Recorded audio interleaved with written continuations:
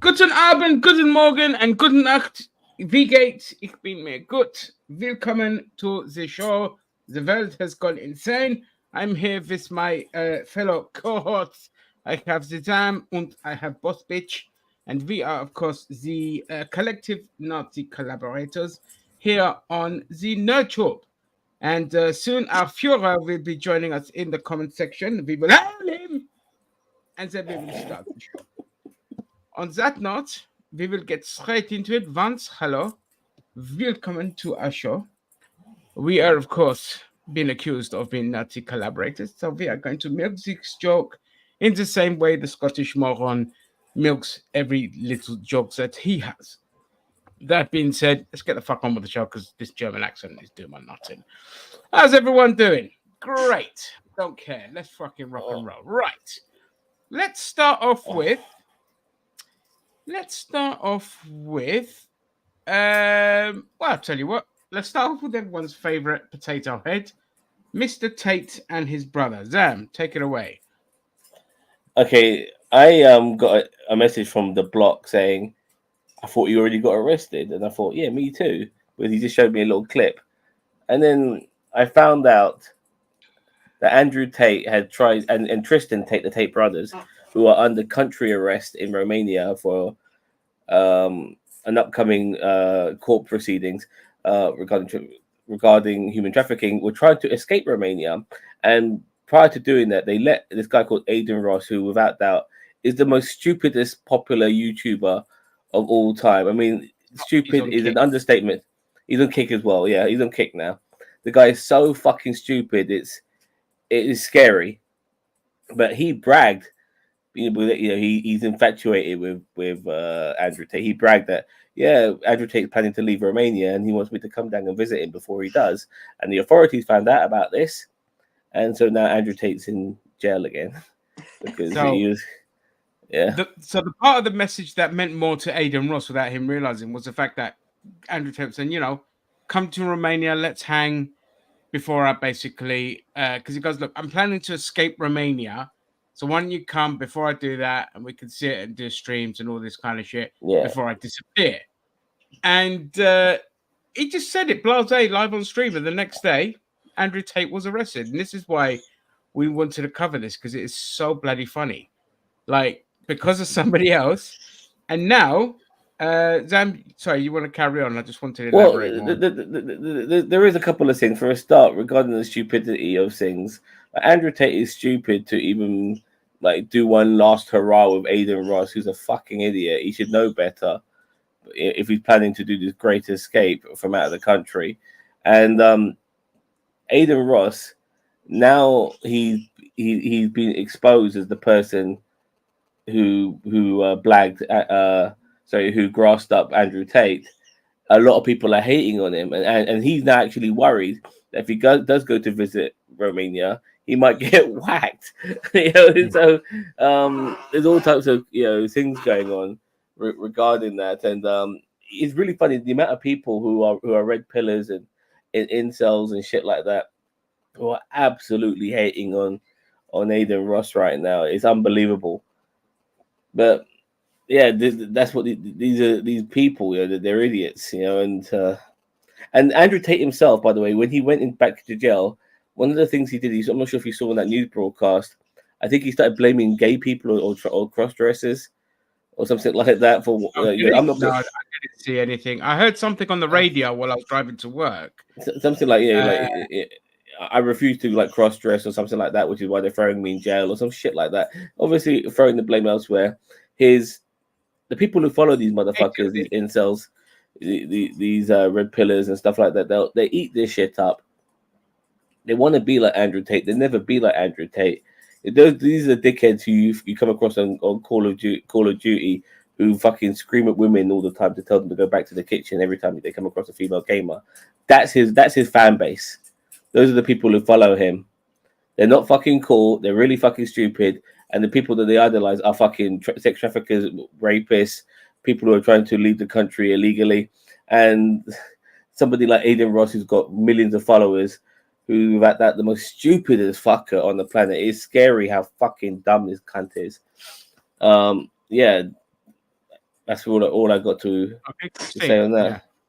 I love it, the irony, because Tate was going on and on about going to Romania because they're so lax there and you could buy off the government. And whether that was true or not, I think that really backfired here, because as soon as they heard about that, they're like, oh, you can buy us off, Kenya. We're coming for you. That's exactly what happened. The minute he said that, oh, you can get away with things so you could bribe the cops over there, they took offense to that. And then, because, yeah, you can. I mean, you literally can. Like Greece, Romania, Bulgaria, Serbia, Albania, all those fucking countries there, that whole Eastern Bloc, you can get away with bloody murder. Even Italy, fucking Spain as well. Like, you can get away with murder with cops. Literally get away with murder. Like, I could speak for Greece when my auntie rang up the police, say, look, there's Albanians, like, kind of scoping around and all this kind of shit. The police say to her, do you have a gun? And she was like, yes, we have a gun. She's like, okay, shoot them. We'll come and collect the bodies.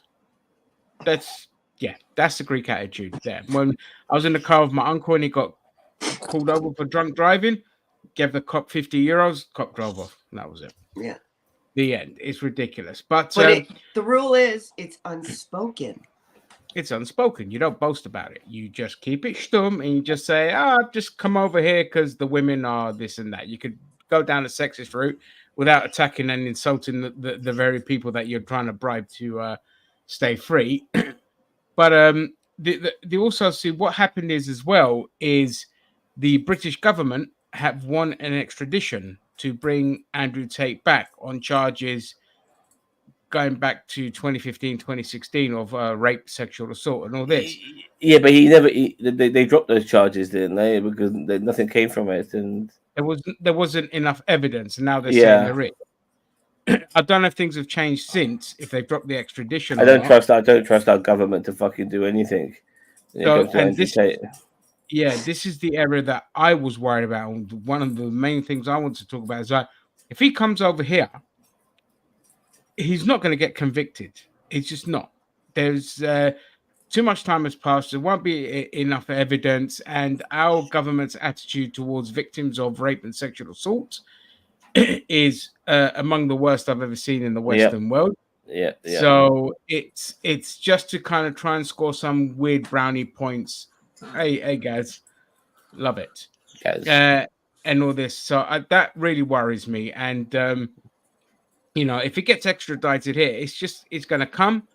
The trial's going to go through. He probably won't get convicted, and he'll end up either escaping or just going back to Romania. He won't go back to Romania. His mystique online, like they had nothing on me. I did nothing wrong. I proved myself. I got out of the charges, and that'll just pump up his numbers and his cult following. Exactly. He'll end up going to. He'll probably end up going to Dubai and they'll fucking treat him like a god there. It's funny because he's converted to Islam.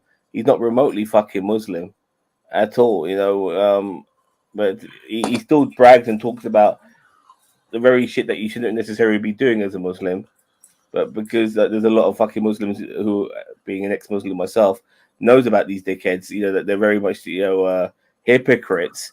They're very much put out, like they don't follow their beliefs fully. They're very cool. They're very cool. But look, my issue right now is, why is this fucking trial not started yet? Like, it's been a long time, for fuck's sake. It's been a long time. Come on, get this shit going. You know what I mean? God. It's because of discovery, mate. Because you've got to get all the evidence, make sure it's all done. Yeah, but that's been going on forever, man. Yeah, but it takes a bloody long time for it to be done. Andrew Tate. How many videos does Andrew Tate have on his channel? Probably a load. So you have to catalog it to be able to make sure that he wasn't being glib or he wasn't speaking in iron probability. No, and this is something because. Guys, stop trying to be too logical about this when it comes to these kind of things. It doesn't take a whole year to gather this kind of evidence on somebody when the evidence is all there out in the open. It's got on video. The Romanian justice system, they're taking the piss. Okay, their track record is worse than the UK's when it comes to protecting women. All right, it's taken too long. It's just one big fucking media circus for them to score brownie points. All right, house arrest after all this time. We've had nothing on the investigation. It's just it's ridiculous. And TLD to this comment here: internet cloud's more powerful than common sense. I will come back to that one later. Regarding two people that were chummy but are now butting heads. Zam, I spoke to you about that earlier. Don't say anything. Yeah. They got clips of him fucking bitches, and they got clips of him incriminating himself. Yeah. That's for sure. And if him fucking bitches is anything to be Muslim about, because he really shouldn't be filming himself fucking bitches. He shouldn't be doing that stuff if he's a Muslim. Female dogs. Yeah. Of course. You're not allowed in Islam. Only in Welsh culture are you allowed that. By the way, the color of my Bugatti is bright pink. All right. Nice. And I have a Lamborghini bright yellow with a little red tick on the side. Lovely. Because, I'm classy. All right, so that's Andrew Tate. We don't have to dwell too much on him. I just have this court proceedings done, please. Throw him in jail now. Yeah. Was he indicted? Has he been indicted yet? Yes. Okay. Yeah, he was under house arrest and all that, and he's been under watch. And now he's just been rearrested again because obviously he was planning to escape. Right. He's got so many criminal charges. Aiden and Tate are both stupid in this area because you don't tell somebody else what your plans are because it can get intercepted or seen. And you should know how dumb your mate is. So they're both stupid. It's so many criminal charges, from everything from sex trafficking to rape to conning people. He's got the list is endless. And he brags about it. He bragged about it on clips. I'll be shocked if he doesn't go down for anything. I really will be. Exactly. Okay, so keeping within that, just two quick things. Is it two or one quick thing? Let me just check. One quick thing with the UK. So everyone's favorite MP, Lee Anderson, who has resigned from the Tory party, is going to join the Reform Party. Now, I want to emphasize this, that a lot of Reform voters that I've interacted with hate Lee Anderson because, again, we're dealing with stupid people here, so don't be surprised. They think he's I'll paraphrase, but part of the deep state, part of the problem and all that. And these morons think that the Reform, which is basically just fucking pretty much a Nazi party, okay, they think that they're the solution to the problem, which no, it's not. The Reform is a party heavily funded by the American right wing, okay, and they're there because they're upset because Brexit wasn't Brexit enough and the country's not racist enough, and we should be publicly hanging immigrants and beating up the poor and shooting disabled people on sight, whatever their policies are. I'm paraphrasing. But look, this is, people that want to vote Reform need to know you're just getting worse Tories than what we already have. So if you want to vote for Reform, you're only yourself to blame if they come into power and they fuck things even further. So that's that on Lee Anderson. And the people that are voting for him aren't even voting in their best interest because they're the poor. Yeah, exactly. But poor people are always stupid. They always poor people never vote for their best interest. Oh, look, there's a gay guy on my TV. I need to fucking make sure that all these billionaires get all their fucking tax breaks. If they actually start hating on gay people, I'm totally cool with that, regardless of what I need for my personal life. I don't want that gay person ever being back on my fucking television again. And that's how they fucking think. A lot of them, unfortunately. Yeah. I'll be right back. Vanti, you want to know about the Kate Middleton thing? So, they posted a photo for a press release to be put out there. It's not for social media; it's for everything. Social media, press release, and all of that. But a few sleuths saw that the photo looked a bit doctored and all that because there's a whole conspiracy going along with Kate Middleton and her health and her disappearing and then she's been killed and all sorts of it's a very British conspiracy theory. A lot of fun has been had with it. but the reality is, look, Williams is he's a fucking lech that likes getting pegged allegedly, and has had numerous affairs.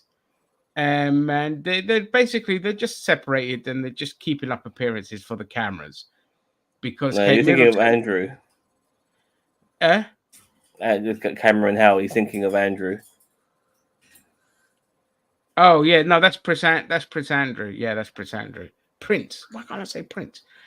But Kate Middleton just needs to grow a pair and just say, no, fuck it. I'm divorced and here's a big tell-all. And either way, my life's going to be under scrutiny, so I might as well just bite the bullet now, get on with it, move on for the sake of our kids moving forward. Gaz. The only problem with that is you look what Princess Diana got. I mean, like, she tried to do good stuff. I mean, you can criticize certain parts of her life, but everything she did was scrutinized to the point that it was literally the press who killed her. And I think that's probably foremost in their mind. I mean, as much as the royal family killed her, dude. Well, I think the royal family did kill her. That's what convinces you nutsness. Yeah, they killed her because she. Sorry, can I weigh in on that? Look, the only conspiracy theory I stick with, but I don't do any of that 9/11 shit. But the one conspiracy theory I do stick with is that she was fucking seeing Dodi, a Muslim guy. She was fucking knocked up by him. She was going to have a fucking mixed race kid who was going to be Muslim.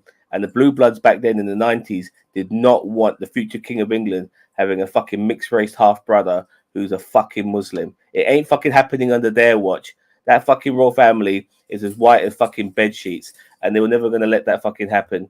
Which is why when you see people like Meghan who came in under Prince Harry, the fucking amount of racism she fucking got from that royal family, as well as the press as well. There was no way they were going to let fucking Diana, who was way more closer to the hierarchy of the throne, have that sort of scenario pop up. They were never going to let that happen. She was fucking killed, man. Look, she was in a car crash where a fucking butler and a fucking driver died, but Dodi and her got killed in a secure fucking royal vehicle, for fuck's sake. So those who survived, they got killed in a fucking tunnel where nobody could fucking see them. Please. Yeah, cameras were like, oh, suddenly the cameras. And then if people were saying, no, but Sunny. Like, come on, man. Epstein. They just killed the fucking Boeing whistleblower, allegedly. Like, yeah, they killed him as well, yeah. Testimony. Like, it was Navalny as well. Wounds. And the cameras weren't working in his cell. And with Epstein, cameras weren't working in his cell. And it's just like, come on.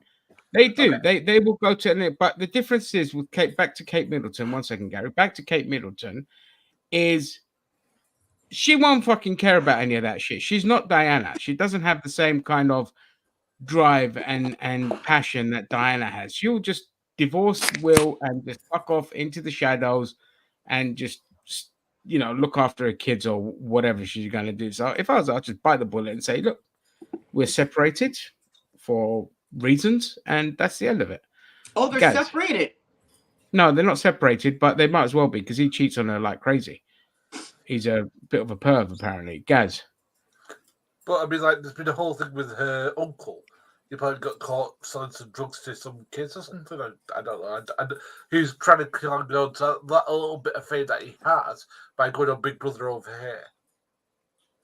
Who? Middleton's? Middleton's uncle. Yes. Oh, really? Yes. I don't watch TV. I didn't know about it until I watched it on the news. I was like, really? She's fucked then. No, forget it. If you've got family members doing that, she's fucked. Yeah, she might as well just stay where she is then and just whatever they're doing behind the scenes. Yeah, they're going to cash cow her, man. Exactly. So they'll sell her out for any penny they can get. Yeah, exactly. Right. On to one of my favorite segments.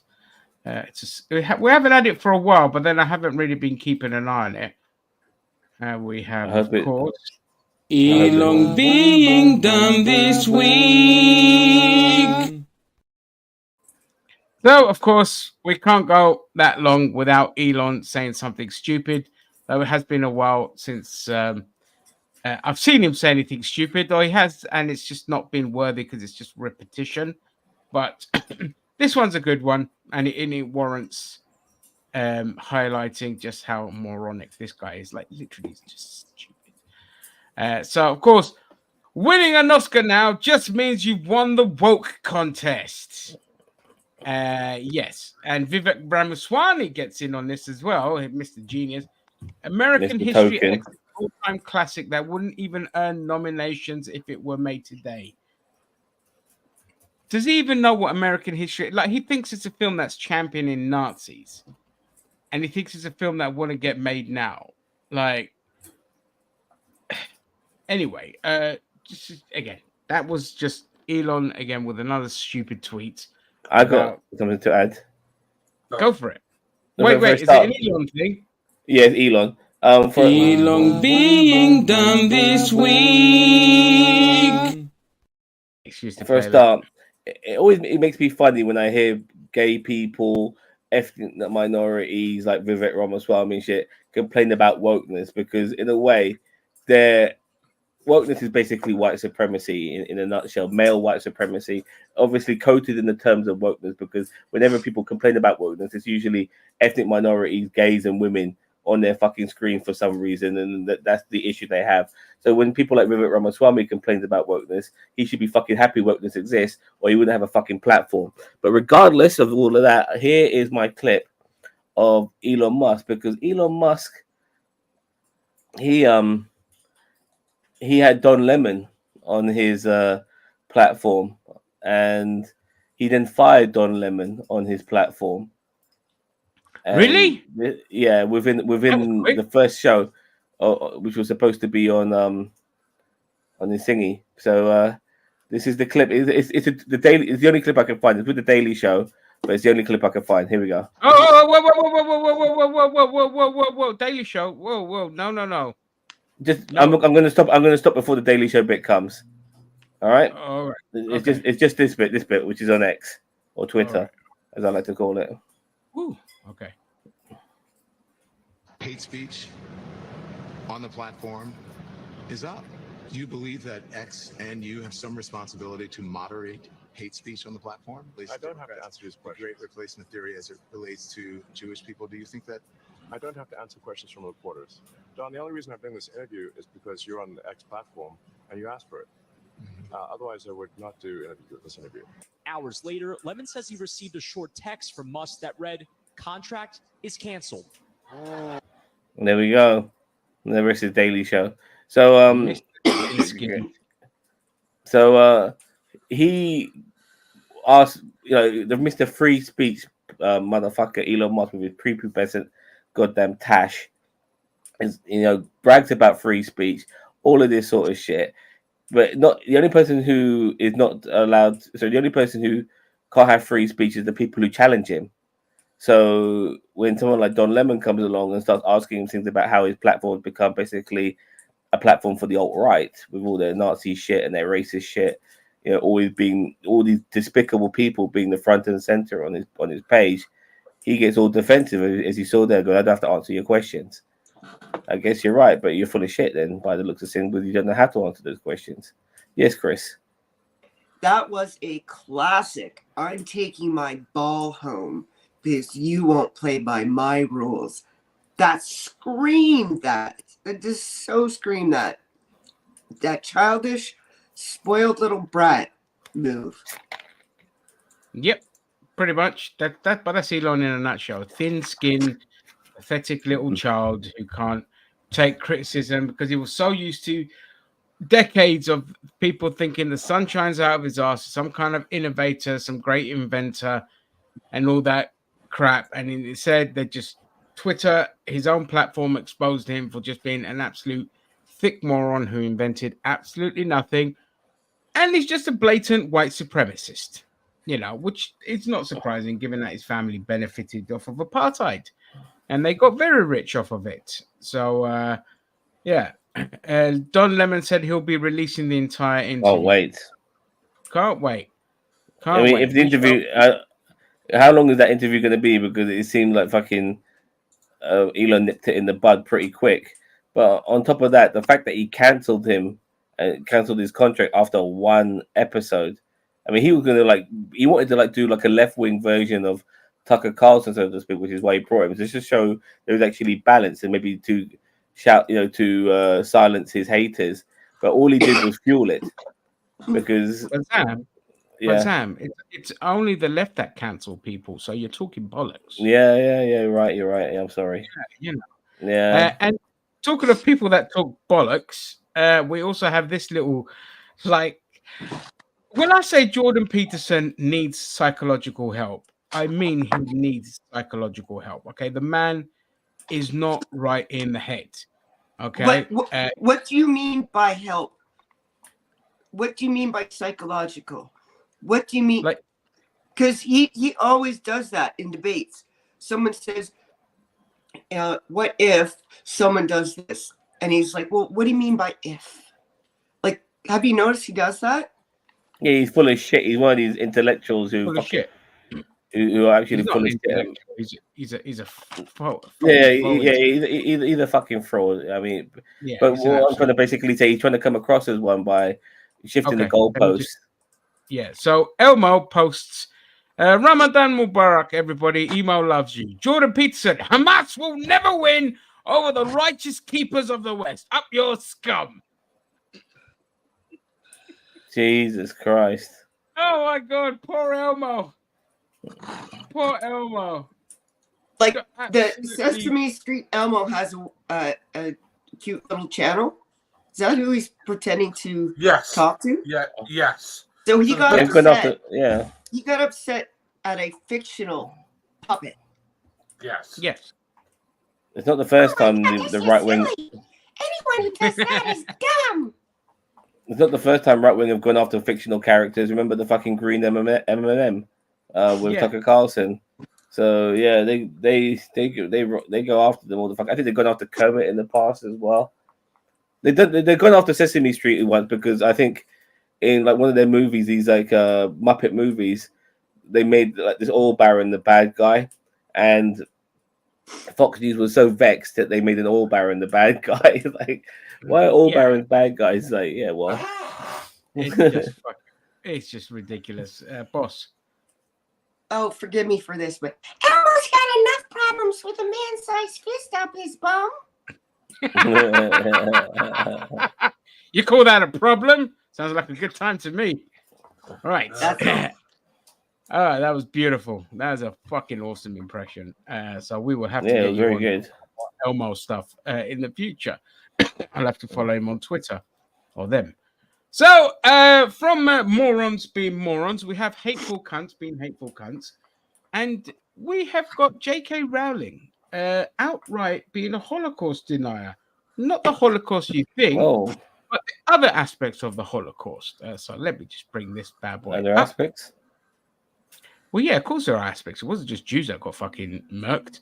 Oh, no, sorry. I'm trying to understand exactly what you're going on about. Oh, right. Okay. Yeah, well, I'll get to it. Don't worry. I always get to it. I'm not just going to say something without getting to the point because I know how frustrating that could be. The Nazis burnt books on trans healthcare and research. Why are you so desperate to uphold their ideology about gender? J.K. Rowling, how did you type out and press send without thinking, I should maybe check my source for this? It might have been a fever dream. Underneath, Alejandra Caraballo posts the Smithsonian's article on new research reveals how the Nazis targeted transgender people. And there's a whole thing about it. And then this dumb cunt replies with, neither of your articles support the contention that trans people were the first victims of the Nazis or that all research on trans healthcare was burned in 1930s Germany. You are engaging in lying. So literally post an article, and because it doesn't confirm her own biases, she just goes into full-on Holocaust denial.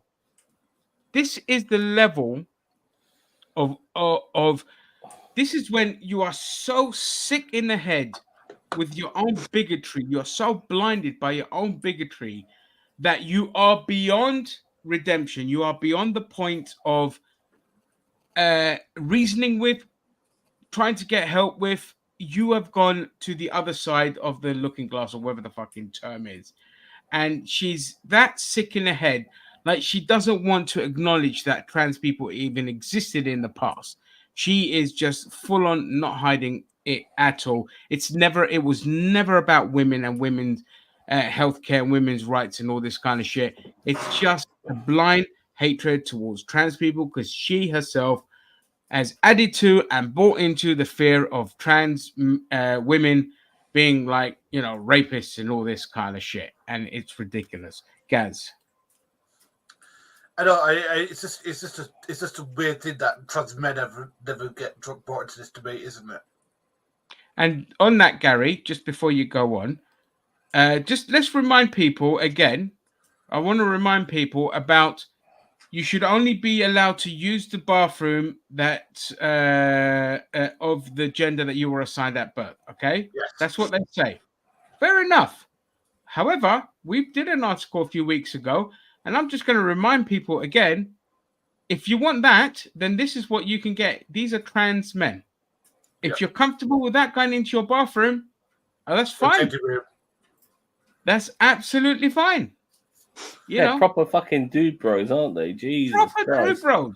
Like, all of them built like me, like most of them because they've been on testosterone for so long, built like British. Yeah, like trans women transitioning to men have a way, but like fucking, it's so you cannot fucking tell. It's so different. Like the difference between like how the body develops and reacts to estrogen versus testosterone. Boss. And that's one of their big arguments, isn't it? They're going to make me feel uncomfortable because they're going to come in and I'm going to know that they're not the proper sex. It's like, well, you're definitely going to think they're not the same sex if you saw those gentlemen come into your bathroom, right? Like, so your argument is moot, guys. Exactly. It's just exactly, Gaz. The one argument that pisses me off more than anything else, and it's one that Rally Games makes, is I had to look at a intact male's penis. Okay, one, where the fuck are you looking? Yeah, further in different lanes. I mean, sorry, am I missing something here? I mean, like, you guys are smart people, right? I mean, look, when I go to a bathroom or when I go to a swim room, I don't think it's okay for me to look at somebody's genitals, whether they're male or female or whatever gender they are. Now, the fact that Miss Gaze looked shows that she's a massive pervert. And she's saying, "Oh, he was intact. It gets rid of Title 9." No, it fucking well doesn't. Right? Title 9, if for those people who don't know, is about women fairness in sports. Okay? Trans people do not have this unfair advantage. This is a lie perpetuated by the right wing to make you afraid of white people. Okay? It's been documented that trans people are as competitive as everybody else and can lose. There you go. It's not like there's an abundance of trans people in sports anyway, and on top of that, they're so desperate to go after trans people in every capacity that if one person is trans in a particular state who wants to be involved in a particular sport, they'll come down on that whole fucking community over that one fucking person. I just also want to add that trans is not a recent phenomenon. I hope I said that word correctly, because unfortunately with the right wing, they think it's all these things are recent and only people have been transitioning for the last 10, 20 years or so, which is not the case, because there's a famous clip, and I don't have it, unfortunately, of this one woman debating Candace Owen, because all of these right-wing chuds, they only like to go to college campuses to debate people now. But Candace Owens got absolutely owned because this woman told Candace that Native Americans were transitioning way for generations, way before America was discovered by Europeans, and it was part of their culture. So it was transition spirit, I think so. Yeah, and mate, it goes back to like it was like the Romans hated it as well. Like the Romans passed laws banning like trans women.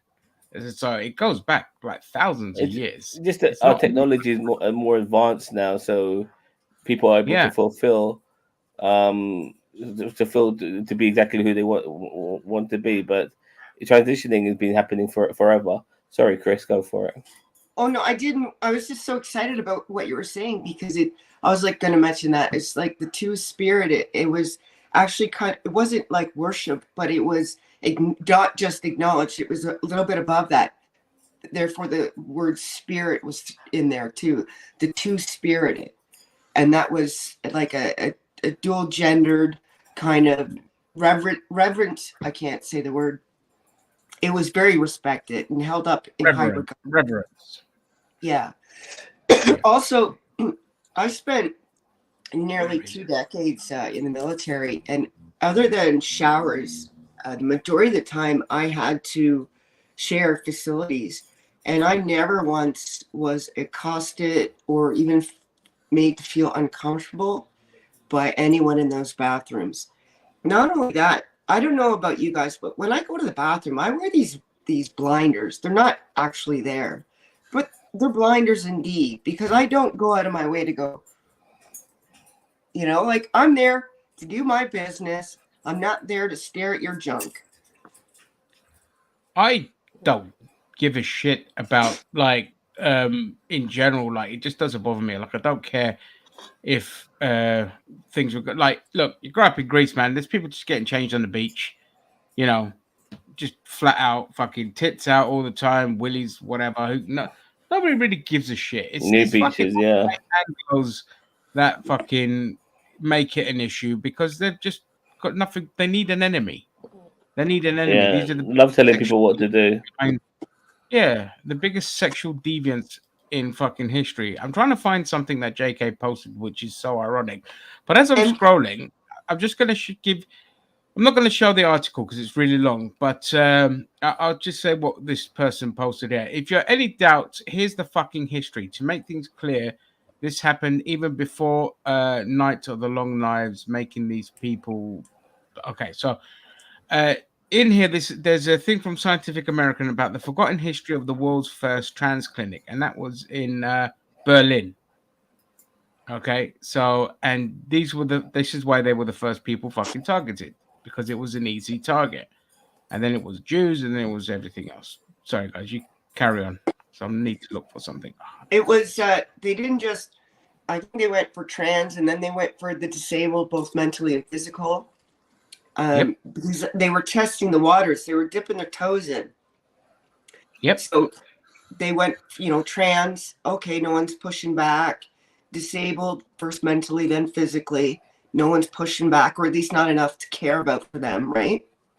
And then it was, Romanian, communists, Jews. They persecuted and murdered countless people for many different reasons, including the trans community. Yes. Yeah, exactly. And this is where we are right now. We are right there again right now. We are at the point right now where they're testing the waters, and we're seeing they want to go after gay people again. They want to go after trans people again.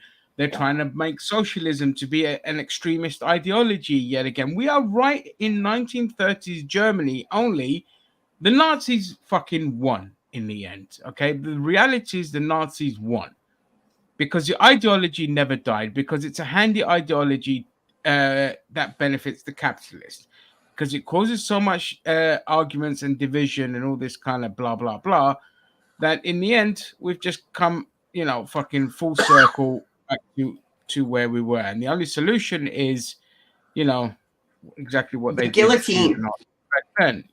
Yeah, forget guillotine, just flat out gun the fuckers down. That's where we are now. Just go after them with great prejudice. I'm old-fashioned. I like the guillotine. Oh, all right. All right. We'll do the guillotine then. I have this clip as we're talking about trans issues still. Yeah, Walter no worries, Matheson, Sam. I need to find something, so you guys crack on. Walter Matheson, he spoke to the school board where Next Benedict, the non-binary kid who was beaten to death by our students. You guys ready to hear this? Yeah, go ahead. Yeah, I'm ready, mate. It's a bit quiet. Zam? I can't do any, but I'm afraid. A more school board would see the death of a child and work to make sure it never happens again. I can't hear it, mate. This board sees a dead kid and says, Hold on. because this school board Let's see if I can pump up the volume. Nope. Let's do some full blast. These children, not so much these children. All right, we don't need to see the clip. Just tell us about it then. And look, you can read it. You can read. Can you not read the? Is it subtitled? Oh yeah. Yeah. Never happened before and should be punished. We're the good guys. I can't. I'll be right back. Blame the parents. Okay. Oh, sorry. Oh shit. What have I done? When we heard that a trans Sorry about that. Our state senator immediately released. Why the hell was it? Okay, I'll start it again. 1 second, and I'll read out the. So Walter Matheson's been pulled up. It goes, Mr. Matheson, a more woke school board will see the death of a child and work to make sure it never happens again. Not this board. This board sees a dead kid and says, that's a good start, because this school board signed up to protect all children. And by all children, they mean these children, but not so much these children. Hate us if you want, but we're the good guys, and we want to let kids be kids. And there's nothing more unnatural than a teenager experimenting with their identity. It has never happened before and should be punished. We are the good guys. We'll spill on the kid's grave, blame the parents, and tell our teenagers to hit them harder. We are the good guys. When we heard the trans children be beat to death, our state senator Tom Woods immediately released a statement. We don't want that filth in Oklahoma. We can call children filth, even the dead ones. You know, we're the good guys, right? And if we're wrong, if God doesn't want us driving off the lepers, the deviants, and worshipping the bankers, if our God doesn't want us casting the first stone, if our God doesn't want us to loving people despite their differences, well, if we're wrong, then I guess I'll see you all in hell. Thank you. Walter Matheson killing it again. You muted SS. Oh, sorry, I didn't mean to. Or maybe I did. No, I can't unmute him. He muted himself. I didn't mute him. Oh yeah, don't worry. I was just saying, great fucking speech. Yeah. About kids experimenting. That was so true. Mic drop speech, man. Yeah. And the thing is that I think I posted this to GG, so I suppose we can continue talking about it here, about the WPath files that have been dropped. So basically, what these are is it's almost like a doctors' forum for people who are members of WPath, which is the World Professional Association of Trans Healthcare.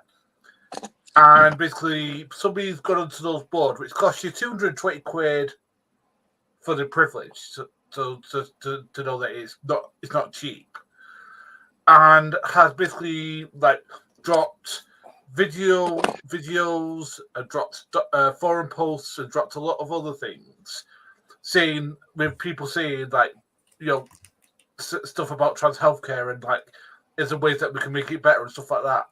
What the right wing have done is said, see, they know that the stuff they say is wrong and it's experimenting on kids. This is what these people. Yeah, so this sounds like. Do you remember years ago? Oh God, was it? Oh, what was the name of the? Was it like Project Veritas?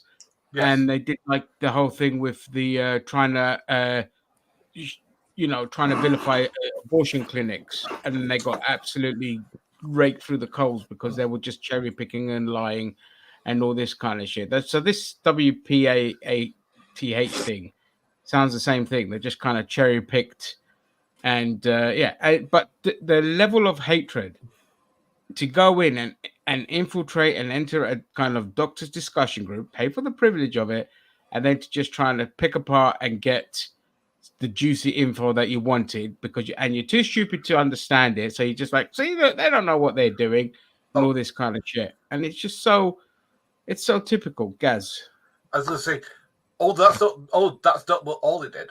They published a £13,000 not £13,000, a 30,000 page document, a lot of it with a lot of preface and as a teacher about WP path, making claims that are not true, saying it's not a medical association, yes it is, saying that it's not scientific, yes it is, saying that most of the people are doctors, yes they are, and making a lot of like false claims which are like verifiable that they're not true. So, and this is why this kind of fell under the radar in quite a big way, because they know it's bullshit. And Daily Mail tried to push it, Telegraph tried to push it, but they just got ripped apart. And so they buried it straight away. They're like, okay, fuck this. Back to the drawing board. Yeah, they're doing exactly what you said, Ginger, what they tried to do and continue to try and do to Planned Parenthood. They call them abortion mills, when in fact very few abortions are carried out at Planned Parenthood.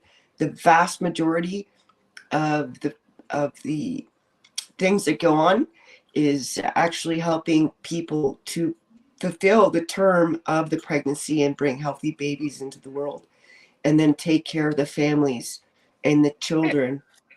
So it's a lot of sexual health, medical women health, all this kind of stuff. Abortions is not like the largest part of it at all. Yeah, I think they said 4% is what they give towards that, and the rest is just family health care. Yeah. Chris, question towards you. Can you read that? I thought you stopped smoking. Okay, I did, and I'm going to continue to stop smoking. Thank you for your concern. What happens when I try and quit something is that I allow myself that if I fall off the wagon, I don't just say, fuck it. I'm just going to keep smoking. What I say is, okay, I screwed up, but you're going to try again tomorrow. And it might last a week. It might last a day. It might last a month. But eventually I do get there. That's how I've quit other things in the past and smoking. I got to 6 years of smoke free by doing this way. I hoped I wouldn't fall back, but I have. But that I'm not going to stopping. The only reason I started smoking the last time. What? Yeah. Just take each day as it comes. Yeah. Yes. It's a lot like Alcoholics Anonymous. One day at a time. The only reason I started smoking again the last time after 6 years, I was riding my motorcycle and going through a green light, and a woman tried to make a left coming the other way and hit me. Not hard, but I was so shaken up. I got back on my bike, I was 9 miles from the base, got there, found the first person I saw and said, give me a cigarette. Fell off the wagon. But I know I can do it, and I will. Just a comment here from Nerdiverse. Baby need to get a job and stop living off the taxpayer's heart. Well, let me tell you something. Which is, I'm not actually going to go on about your comment too much, Nerdiverse, but it reminded me of something Ben Shapiro said recently this week. Is that he wants to get rid of retirement age. He wants people to basically work until they drop. Now, I don't agree with Ben Shapiro, but I do believe that not keeping yourself active is a bad thing as an elderly person, because my dad just watches fucking TV all day, and I'm glad that he's still with me, even though he's 85. But I wish he was one of these old guys who go to the golf course now and again or some shit like that, but he's not. But work is not necessarily the answer to keep. The whole point about retirement is to enjoy yourself. So work is not necessarily the answer to keep yourself active. If people want to keep working and they want to genuinely do it, then all power to you. Keep working. There's nothing wrong in that. But if you want to retire at 65, then you should be allowed to, and you shouldn't be forced into fucking work. And we should have a system set up where we take care of our elderly, where they don't fucking have to work anymore. Yeah. Chris. Was that comment to me because it said babe? No, babes. Babies. Oh, sorry, babies. Sorry, my bad. I misread it. Yeah, I didn't see the I. Babes. Yeah, babies. Yeah. Babies need to get jobs. I was about to go medieval. I was just about to go medieval on that guy's ass. No, it's just being like a shit reader as usual. Oh yeah, coming from you. So reader. But, the deflection and the fucking projection is amazing from this guy. But regardless, It's typical Ben Shapiro again. Like the guy himself has got loads of fucking money. He could retire right now if he wants to. And what is his job? His job is what we're doing right now. We're not even getting paid for this shit. We're coming online and chatting our fucking spiel. That's what his fucking job is. He's lucky that he's getting millions of fucking dollars a year to do that shit. He's got it made. You know, in a way, it's almost like a mini dictatorship. I could come online, I have all these fucking dickheads and incels and shit like that. These guys who like to fuck dry pussy, listen to me whilst I'm giving my spiel. And yeah, I'm making millions of fucking dollars doing it. And he would never fucking break his back. This is the sort of guy who would be pro-military but never fucking pick up a gun and fight himself. That's who Ben Shapiro is in a fucking nutshell. You know what I mean? Full of shit. Let's be perfectly clear as well. This isn't nothing new with the right. The right have absolute disdain for personal freedom for people of lower socio income. Okay, lower income, socio income. What the fuck was that? Of lower income, they have absolute disdain for them, and they don't even like them having any kind of leisure time. They see the working class as people that should be basically doing their bidding 24/7, round the clock, never having time off. They see it as an insult, and yet here we are. The most lazy fucking people on the planet are the rich. Okay, prime example. Under the Tory government, the members of parliament are working at a way less rate, and yet they have had a pay increase of £23,000 in the last decade. Okay, and they work less. We are lucky to get an inflation busting pay rise. Nobody's getting that. And these people, but what fucks me off, opposition don't challenge them. The media doesn't challenge them. They just put it out there, and then there's no pushback. There's no pressure. Nobody cares. Okay, and they have the audacity. They'll go in, they'll tick a few boxes, they'll fuck off, or they'll get their bloody interns or their secretaries to do that shit for them. These people don't like working. They are work shy slobs. They've never known physical labor in their fucking life, and yet they have the audacity to sit there and say to us, work till you drop. And they get offended that you retire, and they get offended that you, like, the UK has the worst pensions in the world. Like, it's atrocious. We have literally, like, this is, again, I want to fucking punch old people in the face, because they're the ones that keep voting for Conservative. Yet they have the worst pensions in the world. It's not the Western world, in the world. And I'm talking public pension, because the right-wing media will always try to say to you, actually, we don't have the worst pensions in the world. No, that's because when you contribute your private pension and you put those two together, you can get by. But that's not the point. The point is your government pension should be what you make to live comfortably, like every other country. Even the United States has a decent pension compared to here. All right, your private pension is just a supplement to make you live that extra good life, and that's it. Christine. Yeah, they go in probably 60 days a year to do anything at all. Yeah. And when they vote on a bill or whatever you call it there, they haven't read it. Their interns who are working for free have read it and given them a synopsis. And even if they're told how to vote anyway by someone above them, they're not working. They write everything off, meals, transportation, and then they write other stuff off that they're really not supposed to. It's disgusting. And they get pensions here, at least after one term. Lifetime pension. Yeah. One same term. Here. Yep. Same here. Gaz. Yeah, I mean, I think that there are certain members of Parliament who don't do that. Like, for example, Kenneth Clark has gone from the House of Commons to the House of Lords. And he's somebody who does work hard for it and does read through stuff and does champion causes he does feel very strongly about. But, I mean, there are some which you are right about that are lazy bucket idiots. And I wish we could vote those people out and we just have like the people like Kenneth Clark who actually do that. Yeah, but for every Kenneth Clark, there's 5 to 15 to 20 more politicians who are the polar opposite to him, Gary. So it's all good coming out with the odd person who isn't, and hopefully those people could run for prime minister like Jeremy Corbyn did, and then we could really back him. But unfortunately, there's too many who love the power and love the lack of work that being a member of parliament is. I mean, you look in America with their Congress, those motherfuckers only like work 100 days in a year, and yet they're telling everybody how to fucking operate. They get free healthcare, all of this sort of shit. You know, they have so much fucking power. It's scary. And I want to go on about them in a minute, but I'm hoping, fellas, that we can have a moment of levity before we go on to the next touchy subject. Yeah, go for it. Okay, so here it is.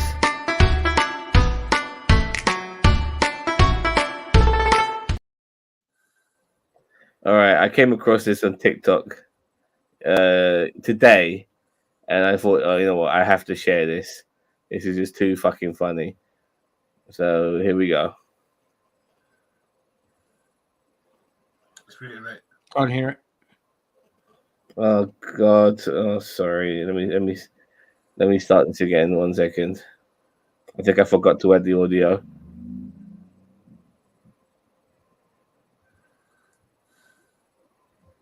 Yeah, I did.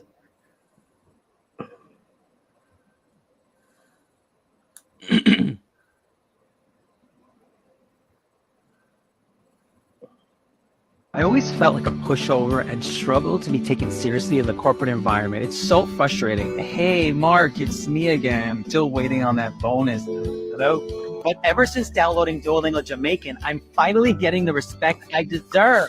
Yo, Mark, listen up, you little pusshole. If you don't get me fucking money, me bust a blood clot Guinness buckle on your head top. Their online courses were so comprehensive.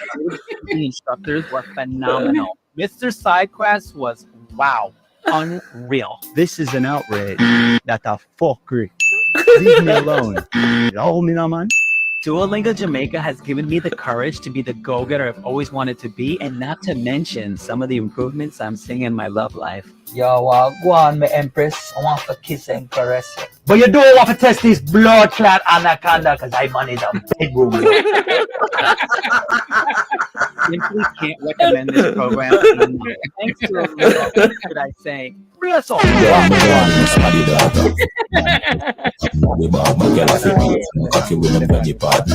I always felt like a pushover. There we go. That was great. Oh, that was fucking great. Can I introduce a little bit of a story time with Gary? Right. Go on. I was on a tram in Manchester, right? And there was a couple of teenage girls opposite me, and they were talking, right? They were talking about vaping, and then all of a sudden, one of them starts going, goes, "Oh yeah, I went round to this guy last night." And says, "Oh, what happened?" He says, "I had a bit of shaggy time with him." And then, it wasn't me in my head for the day. And as soon as she got off, I'm like, and it wasn't me. And I looked at something as she was getting off the train, and I'm sure she heard me just going, "It wasn't me." I'm using that from now on. That's it. It's a bit of shaggy time now. So she probably just thought, because of her age, she probably just thought shaggy like shagging. But people our age were like, caught me on the counter. You know, just 16 or something like that. I don't know. It just made me laugh, and I was just trying not to laugh. Okay, back to the serious stuff now. Like, I saw this. This is a Jewish lady who is anti-Zionist, who was basically giving it in a very calm, professional manner to members of Congress. It was really good. It is a few minutes long. If you want me to stop it, let me know. Collective punishment? Yes. I believe that there is no army that's more moral in the world than Sorry? I'm still here. I'm just going off cam. Okay. Is that what you're here lobbying for? I'm just asking you a question. There's a public space. Are you here for more money for Israel? He's a public servant, No, he's not a public servant. He's an AIPAC. He buys Congress. So you're killing my people with the money that AIPAC is giving us. And destroying in your face by spending $100 million to get rid of people who are concerned about human rights. You need to stop wrecking him. destroying our country. You are destroying the people of Palestine. You are a cancer on this system, and you are making us less safe. Your allegiance is to Israel, not the United States, and shame on you for what you are doing. Shame for having no. You believe in collective punishment? Yes. I believe that there is no army that's Oh, why is it more starting moral again? in There's the more to this. You believe in For some you believe in reason, collective punishment. Yes. I it believe keeps. that there is Sorry, no for some reason, army it's looping back. You believe in What the collective hell? punishment. Do you believe in Let's refresh it. Yeah, do a refresh. I like it when people approach and don't freak out, because then they can't be attacked for being idiots or extremists or hysterical. So I think they're doing it the correct way. Oh, yeah. Oh, it's not working. Or Did it get it's taken down? especially she's got her facts in line too. It might have been taken down. Just as we were watching it. Yeah. Yep. Oh, well, let me quickly look into this one sec. Well, can you give us a synopsis? This lady, who's a Jewish lady, and she had a Palestinian person with her as well, who's anti-Zionist, just went into to these lobbyists and was challenging them. I think I got it back now. There is no. Yeah, just hold it by a minute. Yeah, why is it? I think It that's just all it's won't let playing. me. It's 7 minutes 48 seconds long, and it won't let me skip because we already saw the beginning. Oh well. Yeah, we only Don't saw worry about 30 it, man. seconds. Don't worry about it. We got the You wanna gist of stop- it. Yeah. Yeah. Okay. We Okay. Fair understand the enough. gist of it, mate. You know. It was You just can really just good to explain it. see what she did. I mean, like just watching her do her thing, and she was really, really calm, and she was really putting it to these people, and you could see how flustered these Congress people are, and it really pisses me off because I do want to lead this into the next subject as well. As somebody obviously who's very focused on American politics and understand that these like whatever America does, if they sneeze, the whole world has to fucking watch it because it's who they are. You know, they're the most powerful nation in the world, and the idea of Donald Trump becoming president again scares the fuck out of me. It personally does. I can't speak for everyone, so I'm always keeping an eye on them. But it looks to me like the Democrats are doing their best to make Donald Trump fucking win the election again, because not only are they doing this, are they backing this horrendous genocide, but the one thing with the Republicans, they've got a lot of anti-Semites on in their group, and even though a lot of them will back Israel, there'll be a lot of people within the Republican Party who want nothing to do with fucking Israel. Whilst the Democrats are full on board with Israel, they'll let Israel do what the fuck they want. Not all of them, obviously, because there's progressives now within the Democratic Party who are anti-Zionist. But with that going on in with the genocide, and now, which I want to lead on to my next thing, is the possible banning of TikTok, which is where we talked to.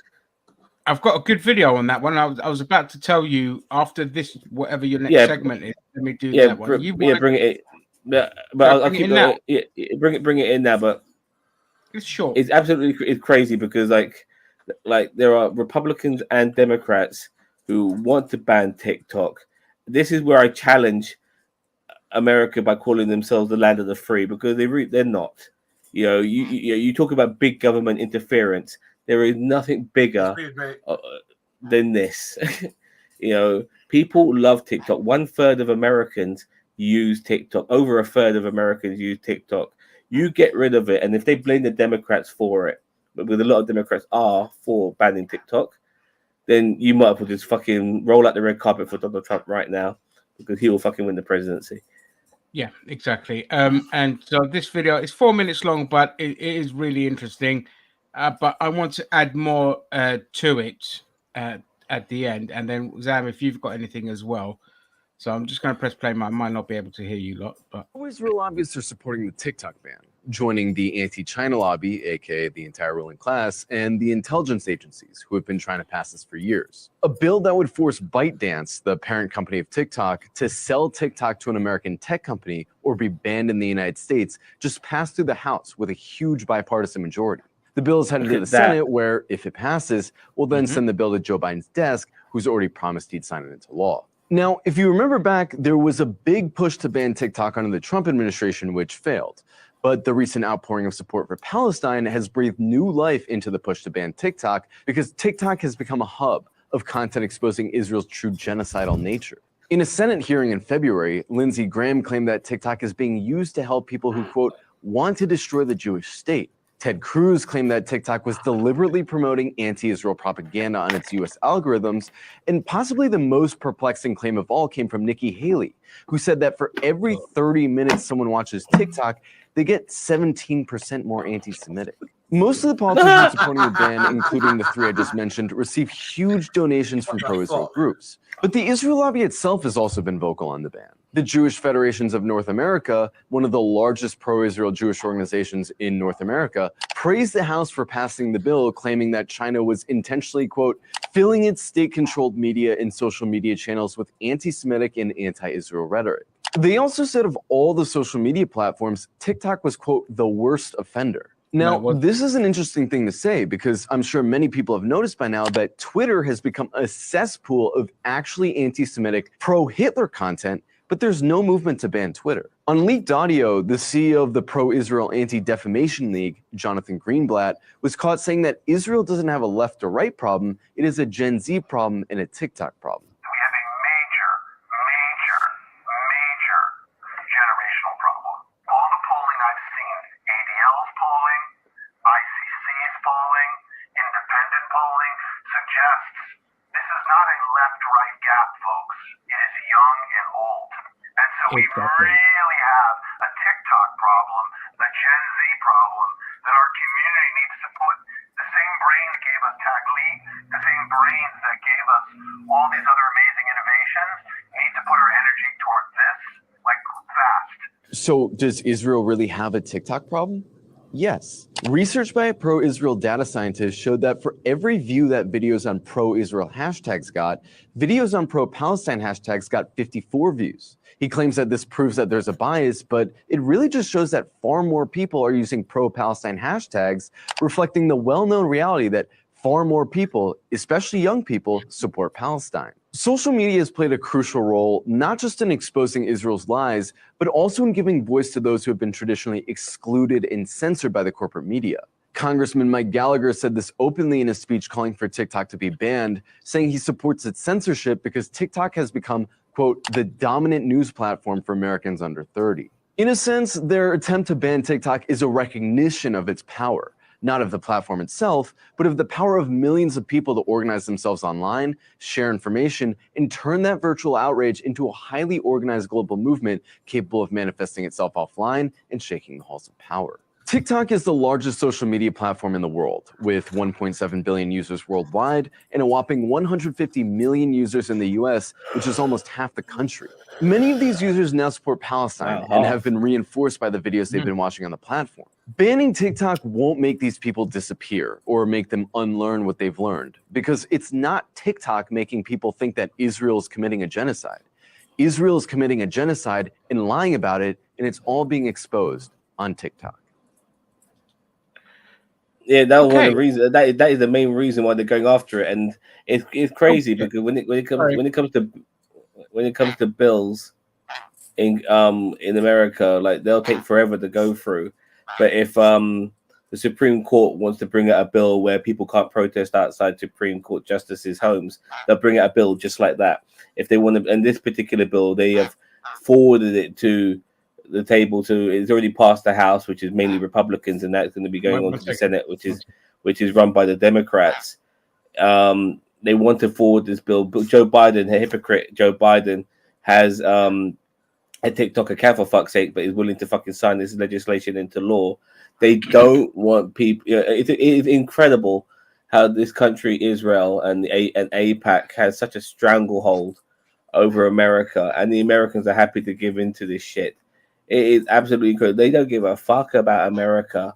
They do give a fuck about Israel, more so than their own country, their own fucking people. They're happy to give billions to fucking Israel to kill Palestinians on a daily basis. But and now they want to take away this.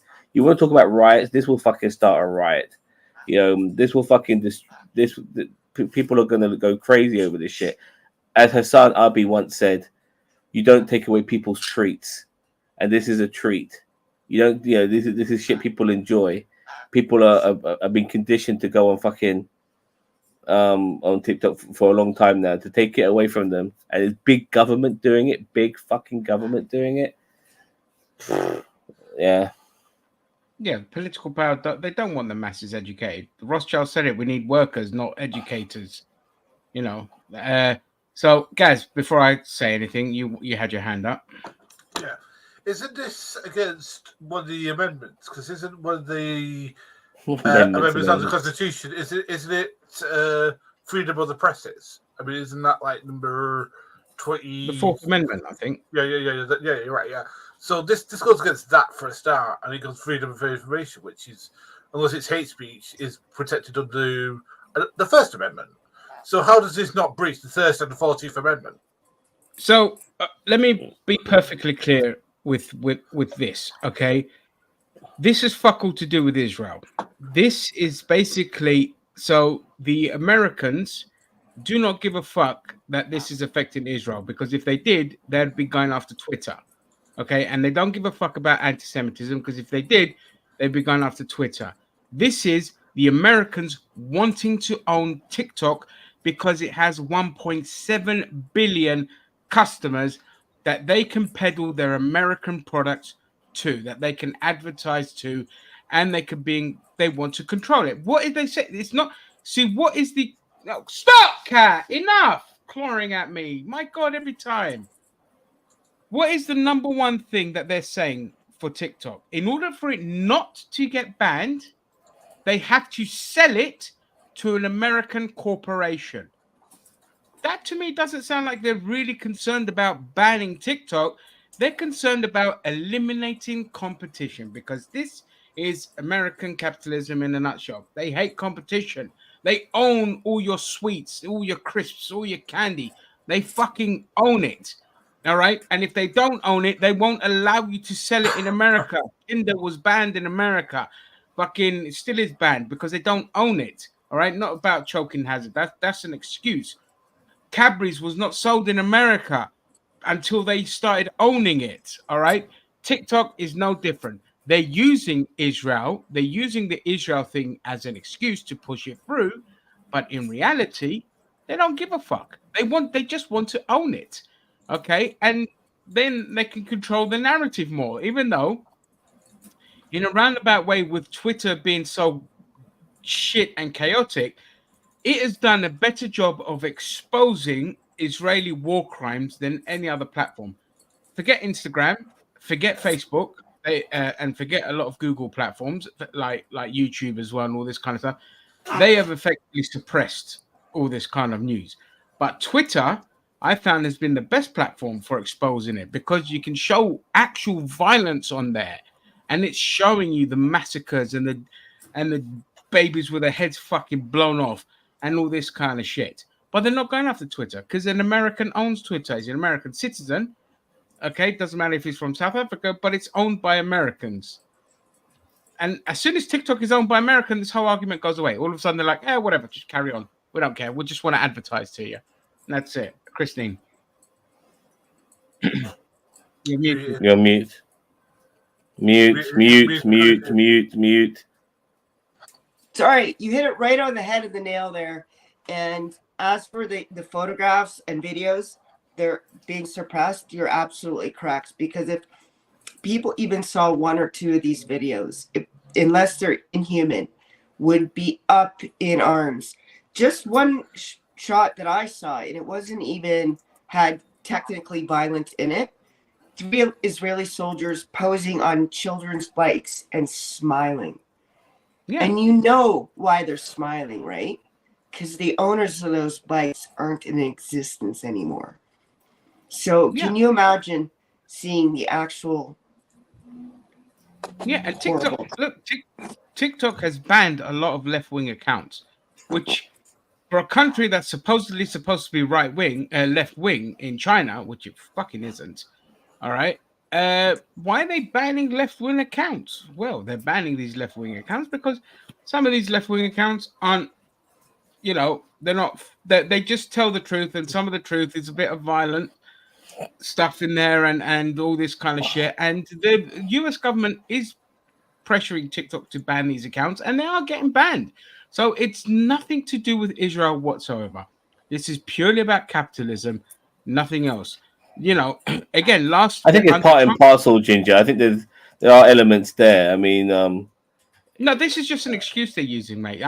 Look, to be fair to you, the Israeli lobby wants it banned for that reason.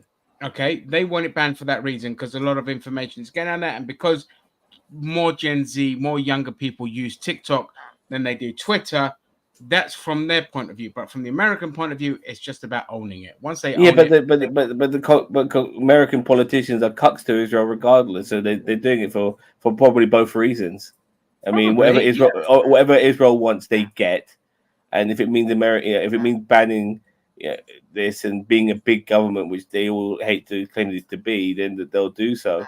And it's hypocrisy right in front of American citizens' faces to see this done. This is big government personified right now, in my opinion. You don't get bigger than this. I mean, they're trying to line up so many billionaires to buy the platform, and if I'm ByteDance, I'm like, you know what? Fuck it, goodbye. Like, fuck it. You want to ban us? That's 150 million people gone. There's still 1.67585 billion users. Yeah, 10% of the platform is America. So only 10% is America. It's a chunk. 1%. Oh, really? Wait, no, you're right. 10%. Sorry. Yeah.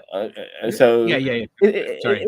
It's a decent look. It's 10%. It might not seem like much, but it's a decent chunk regardless. But it's still there's still 90% of the population who will still watch TikTok. And I know people will get around it. Like if they do bring the ban, what happens? I mean, TikTok will stop working on people's phones.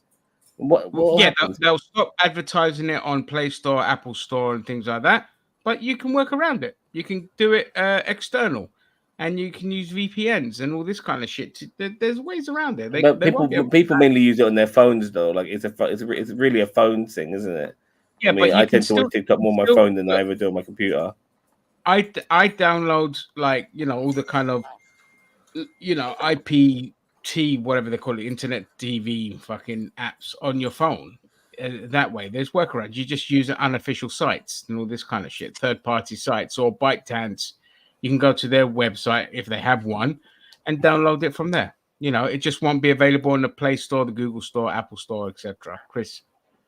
Yeah, they're just gonna force us to do what we do now, like on YouTube. Instead of saying other words, we use things like unalive. We're just gonna start talking in more code. We just gotta keep talking. Yeah. They don't say the art. I'm gonna go there now. They don't say the art. They say grape. You know what I mean? They say grape. And they don't say they don't say German racist. They'll say Yahtzees. You know what I mean? So it's ridiculous that we as a society have to go down that road. You broke up there. What words? Instead of I'll say I'm going to say it for what it is. Instead of saying Nazi, they'll say Yahtzee. Instead of saying rape, they'll say grape. That's what they're doing now. That's what people are doing, so they don't get demonetized. But the fact that this is how we are as a society is ridiculous. That we're getting, we're getting. I can't think of the word, but we're getting focused on that much that we have to find words that rhyme with the word we want to say.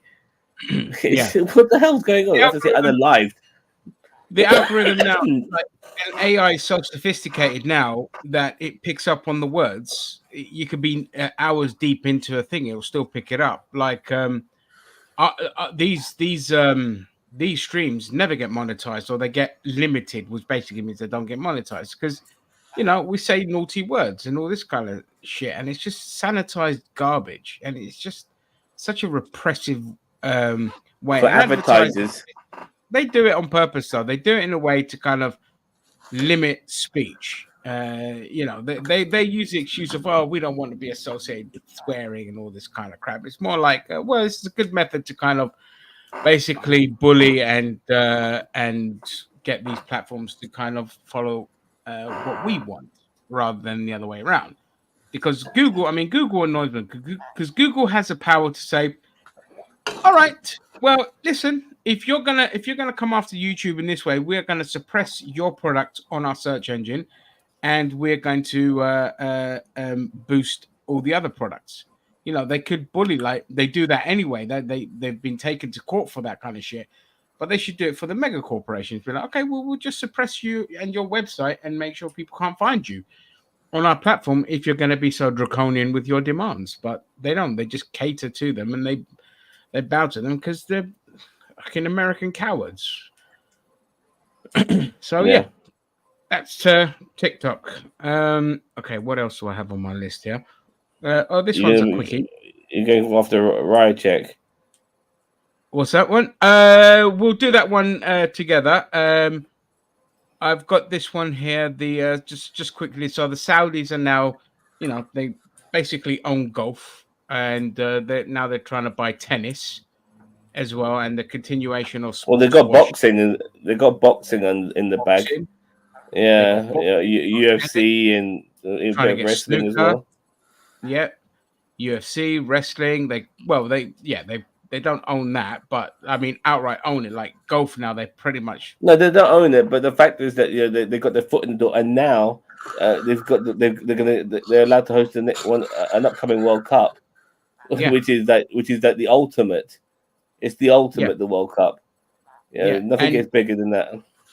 I never want to see, like, if the Saudis end up owning tennis, I will not respect a single fuck. I don't care if it means your career, but any woman that takes part, I will not respect you for doing that, because that's just you're just allowing this garbage nation to sports wash and continue the sports washing. No, but don't you think I sometimes look at like how WWE's gone, like where like initially when WWE started doing their shows in Saudi Arabia, there was no women doing it, and now women do it, and they even actually perform a bit. Do a bit of a sexy routine, even though they're covered up. They do a little bit of a sexy routine when they're getting into the ring or whatever, and all of this sort of stuff. I just feel that even though we might have an issue with them being on those in those countries, the fact that maybe that they could help, they could be the elements that help things change. Wouldn't that be a good thing? No, because I mean they're gross violation of human rights. The attitude towards gay people. No, I agree. Women. I hope it would. Like, trust me, I hope it would. Like, I know for a fact that the Saudi prince does not give a fuck about the Wahhabism. He does not give a fuck about it. A lot of these people don't. But there's just this kind of unwritten rule where you cannot change the system drastically, because if you piss the wrong people off, all this kind of shit. Look, my issue. Yeah, sorry, Gary. I will let you. But my issue is that somebody brought this up, and I thought this was a good issue. Like, people had issues with Qatar hosting the World Cup. Arguably, they hosted one of the greatest, if the greatest World Cup of all time. On top of that, America is now going to be hosting the World Cup in a couple of years, and this is a country that has mass shootings on a regular basis and has done nothing to curb it. Yeah, they're allowed to host the World Cup. Safe place to host the World Cup either. And they're going to have all these. We spoke about this before. They're going to have all these foreigners, all these brown people and non-white people all over the fucking place. All these MAGA motherfuckers won't know the fucking difference between a fucking tourist and a fucking illegal. So, and I can imagine all these. Maybe Mexico plays Colombia. Like all these Cletus loving fucking Ku Klux Klan members will love to shoot the shit out of that or blow it up, whatever, because countries like that are very extremist. America in its own right when it comes to things like white supremacy. So my point is that yes, there are countries which are kind of barbaric, but every country has an issue to a degree, and like when it comes to like gay rights and stuff like that in parts of America, that they're regressing. They're not progressing at all. Look at Florida. Rights. Yeah. And women's rights and stuff like that, abortion and all of these sort of things. So it's very easy for us to maybe stand on a pedestal and say the country like Saudi Arabia shouldn't get shit. But in my opinion, if women do start performing there and stuff like that, I really do think in the long run it has benefits in maybe making that country a little bit more progressive and coming out the fucking dark ages. And that's it starts with with a first step, because unless these countries do these sort of things, they're going to be stuck in their fucking ways. You know what I mean? Sorry, guys. Sorry. I'm just going to follow up from what you just said, Sam. I disagree that any woman who is part of the tennis league who doesn't play there, I think they should, because you want to influence the women in Saudi Arabia to take up a tennis racket and represent that country themselves. Because there will be a glass ceiling. No, I'm saying there will come a time when they can. Because the thing is, Billie Jean King in this country had to literally take on a man who called himself a chauvinist and beat the shit out of him. I think the guy was like some sort of tennis champion for the time, and basically prove that women were just as good as men in tennis. So tennis has always been a place where people progress. And the thing is, there'll be women there who want to wrestle like WWE, AEW Pro Wrestling, who probably see Rhea Ripley, whoever, and think, I want to be like that one day. And that's what's going to cause the glass ceiling to break. And that's what's going to cause it, because the tide will be so fierce that they can't really go. I mean, there's been advances already that a lot of Saudi women have been saying we can drive, that they want to drive, and there's nothing that the men now can do, because that has been an ongoing thing that they've progressed on.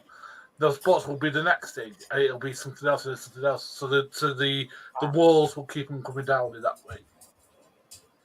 Right, except 1 second, Christian. I see your hand. Guys below, you just need to raise it once. We see it. You don't have to knacker yourselves out. Okay, we're not blind.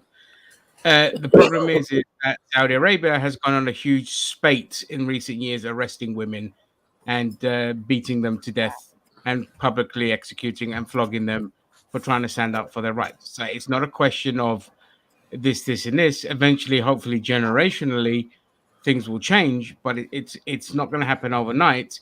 And Saudi Arabia, okay, much like I've said about America, should be shut off from the world until it starts, showing better human rights. And of course, yes, there's always elements of Western hypocrisy, but a government versus the people's kind of general attitude also needs to be taken into consideration. And in Saudi Arabia, a lot of them, they hate this like government and what it is and all this kind of shit. So you can say, oh, it's not fair to shut them off, but it's like the message should always be, we can't fucking accept this kind of shit. Like even when we hosted the World Cup in Russia, it should never have been allowed at all. There has to be some kind of, but the thing is, with sports, they have no morality. They only care about the money. And to my point, this is what I cannot stand, especially now when FIFA, come October time, when they start putting on their LGBTQ badges and all this kind of shit, all right? And then they're fucking having the World Cup in Qatar and the World Cup in fucking Saudi Arabia, where they're being launched off of ceilings and publicly executed. Just because the Qatar World Cup was a good one, the tournament was good, still should not have been held there. All right? And it's just a hypocrisy I can't stand. You can't sit there and say, we're against racism, we're for like gay rights and all this kind of shit. And then one, you're going to America, the fucking cesspit of Nazism. And two, you're going to bloody Saudi Arabia, the cesspit of fucking hating women and gays and all this kind of shit. Religious fundamentalists, yeah. There has to be like limits. Just say, okay, you know what? You have to score certain points on the Human Rights Index before we can host any sporting event in your country. And that goes for the UK. That goes for anywhere. Because if you look at the UK's record on how it treats the poor and the disabled, they fucking get kicked. The UN said that the UK is in gross violation of the Human Rights Act. by its treatment of disabled people. So even we don't have a leg to stand on. And if they turn around and said, "Oh, the UK's banned from," I'll be like, "Yeah, fair enough. We deserve it." So yeah, No, that's I agree too. I mean, considering where we are as a country post Brexit and the cost of living crisis, that in itself is a human rights violation. The fact that children are going hungry and people can't heat their homes, and all of these sort of things. So I either, you know. I agree. For me though, you make so much sense regarding how countries like Saudi Arabia and stuff like throw gay people off the top of buildings and stuff like that. But it does need influence from other parts of the world for people to spotlight within their country that it's okay. It's okay for like for certain elements to be involved in your country, and it'll make people change. I really hope. I'm hoping that's the case. Me too. Nothing will give me greater pleasure because I really want to visit Saudi Arabia, like badly, because there's so much pagan history there, like pre-Islam and the roots of Islam and all this kind of stuff that I'd love to go and see. Well, no, but look, I don't want to go there. Because for me, I can't go there because if they know that I'm an atheist, they'll kill me on the spot. Because oh god, what is the term? Apostates. Apostates, apostates are haram. if you're it's haram if you're found out to be an apostate, if you're an ex-Muslim. And ex-Muslim doesn't mean necessarily atheist. It could be you could be converted to Christianity. They're not having that, you know what I mean?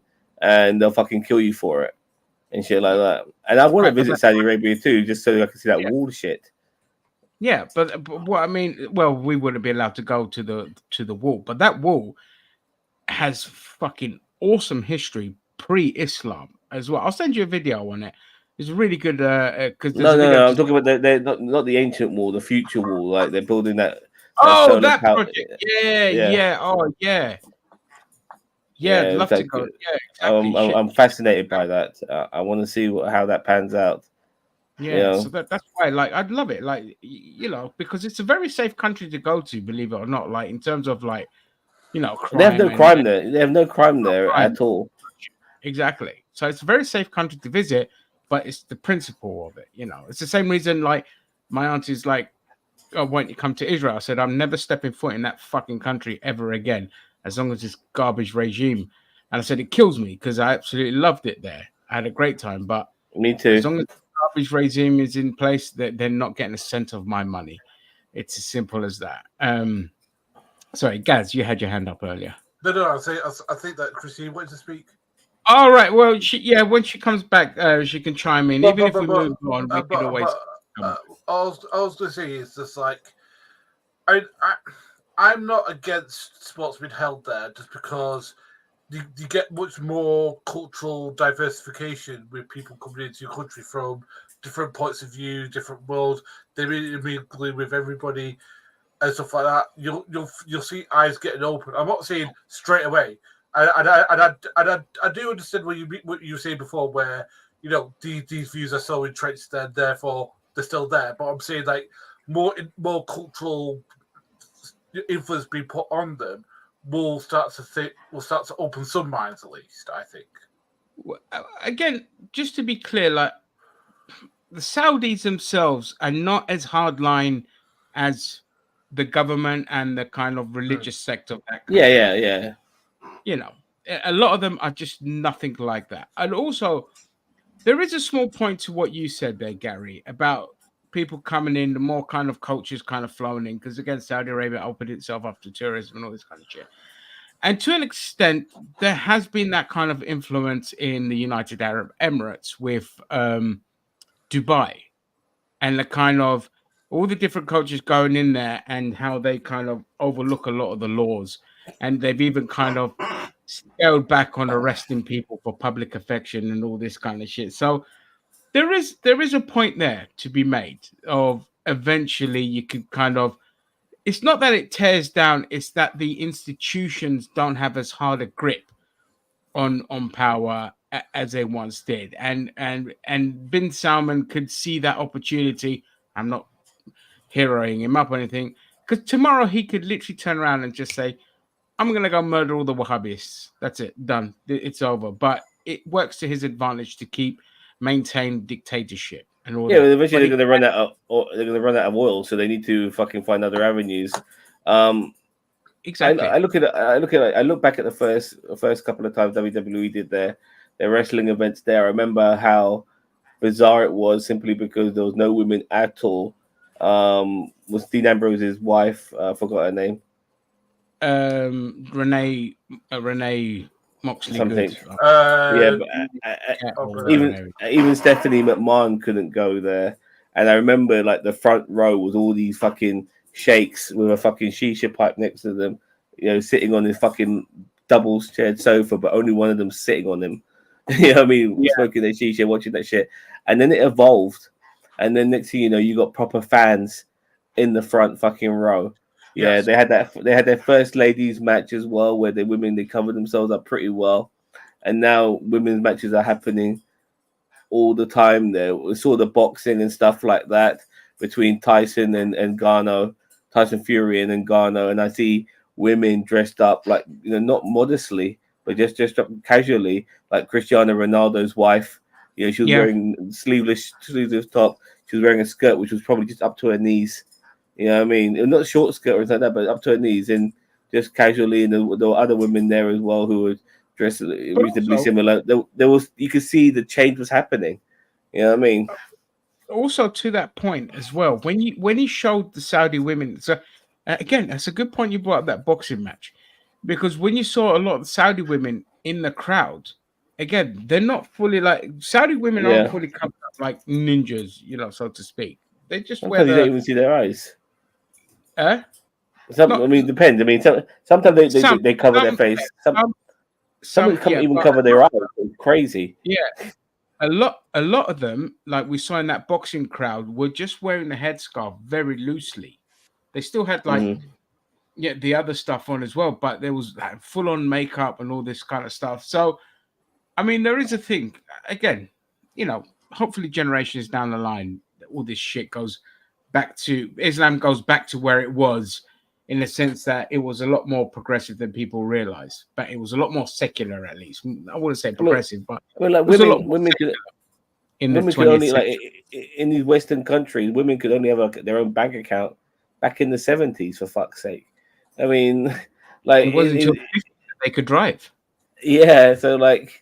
Yeah, these are things that have changed in the Western world within 100 years. Obviously, 100 years ago they were allowed to vote, so things change. It just takes time. And again, in the Muslim world, like in the 20th century, a lot more progress was made for women before the West caught up. So in terms of abortion rights, in terms of voting, education, all this kind of shit, it was well underway in the Middle East until our governments basically funded the fundamentalists and derailed everything. Like, if you go back in history at the turn of the 20th century and just wiped out America and Europe, and America and Europe, a lot of the world atrocities could have been avoided. We would have actually probably had better peace in the world. You know how progressive Middle Eastern countries were. You know what I mean? Back in the 70s and prior to that, they were beyond progressive, and then they become hardline fucking religious. What happened? The Americans, they funded all the militants there, and the CIA basically put in the militants because having religious fundamentalists is a lot easier to control and get and to a degree, we see that with countries like Turkey, because they were probably the last progressive Islamic country at one point, and then Erdogan comes in, and people who are Turkish have told me like the Islamification of that country to what he's done to it. It was always a Muslim country, but it seems like like streets where you had things like the arts and stuff like that all gone. You know what I mean? Yeah. It's just become it's becoming like some of these other Muslim countries now, where like being different is frowned upon. The only pockets left where fundamentalist Islam still hasn't gotten to are like Morocco, Algeria, and Tunisia. There, like the Tunisian, they had a hardline government, but the people were so vocal against them and basically remind them, you are fucking up the constitution, that the government stepped down. And so I don't know what the situation is there now, but again, Tunisians are adamant that we are not going to become. Islam is not our identity. It's not us. We are not Bedouins, but we are this. We are the land of Hannibal and all this kind of stuff. This is our identity. Islam is not our identity. And aspects of Morocco, like the Bedouins and things like that, they have a lot of that attitude as well. Say no, Islam is part of our culture, but it's not. It doesn't define us. And Christine, you had your hand up prior, so you can. Sorry, I'm sorry. I keep forgetting. Just put it up once. I apologize. I to this day it sticks in my mind that picture of the 3 women in Saudi Arabia walking in miniskirts, holding their textbooks on a university campus. And Afghanistan. That was Afghanistan. Afghanistan, Yeah. Iran, You could apply that. You could apply that to Saudi Arabia as well, because that's when the United States, like you said, came in and made a deal with the heart, and it wouldn't have mattered who they made a deal with, as long as they did what they said. That's why it's called Saudi Arabia. It was a House of Saud in the turn of in like the 1920s or 30s. That's when they did the deal. But anyway, carry on. So it wouldn't have mattered who it was, as long as they were going to agree to do what the states wanted them to do. Unfortunately, for half the population and more, because there are people that care for the women there, it was this extremist family. And it went from women being able to be lawyers, doctors, to having to cover up, not being able to go outside unless they're, have a man from their family with them. They reported rape. They were the ones murdered for it. And Gary, you said earlier that women are allowed to drive there now. Well, that's what 15 years ago when that started. And you still have to remember that they're in the car with a male relative, because they can't just drive around willy-nilly. Second of all, don't try that shit out in the rural areas, because you're taking your life into your own hands. So it's not as big of a leap as you think it is. Okay? And yes, things have to be done. Things have to go through a natural order, just like in the West, for us to progress, and I mean women. But in my mind, it was a new step. It was a new age that hadn't been done before when it happened to the West. But now the learning curve is different. People can look outside of the Middle East and say, okay, this is what they've done. This is what we can achieve. This is what we're actually entitled to and can do as women. It shouldn't be taking as long.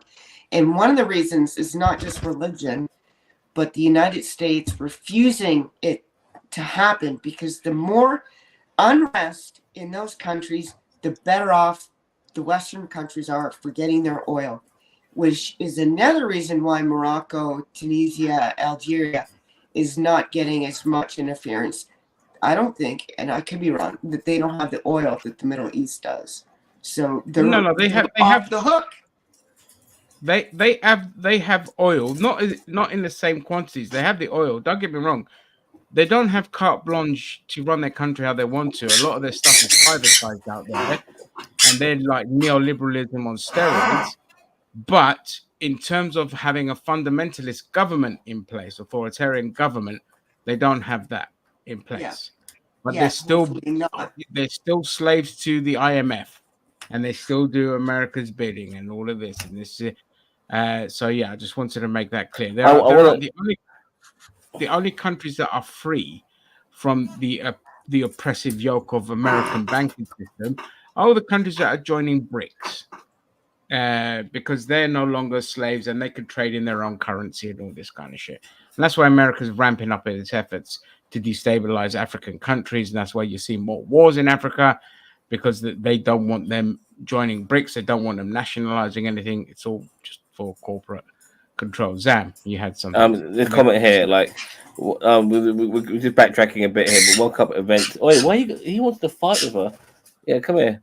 World Cup events will be held in cities with infrastructure. Most of the cities are Democrat run, got predominantly rural areas, but they're still within the country of America.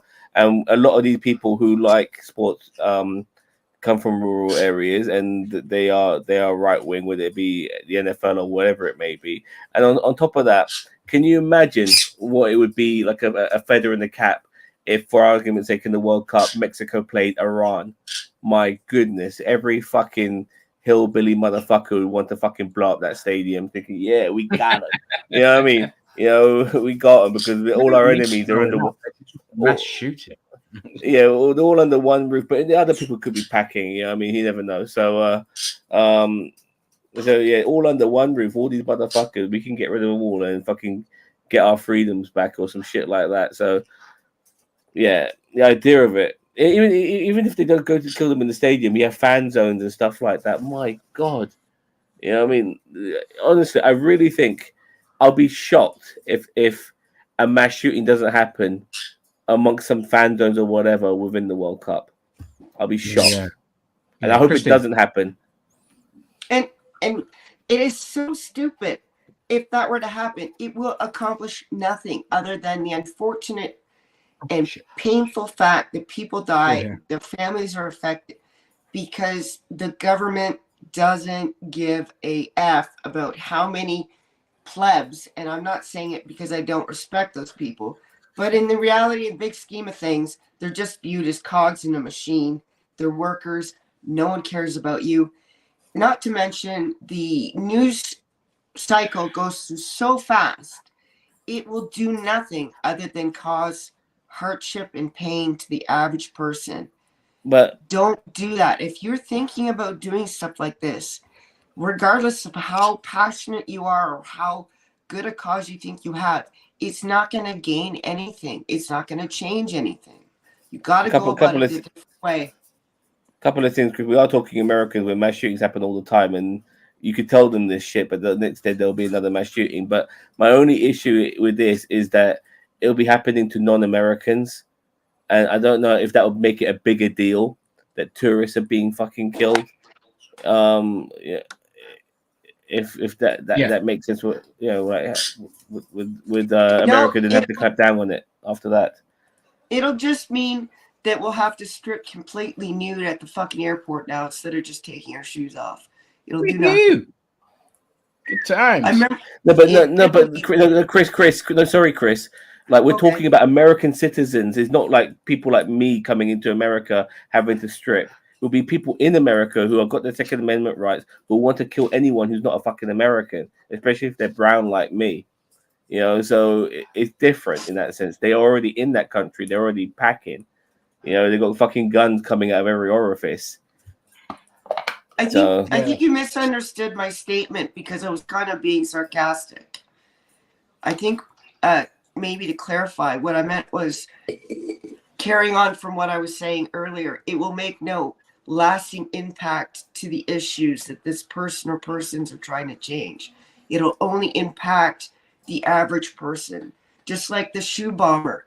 The only thing that did was make us take our shoes off at the airport.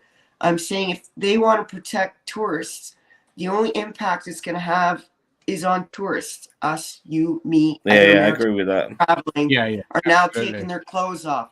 It was a poor joke. I apologize. No, you don't need to apologize. You just clear yourself. It's a joke now, but we'll cover reality later.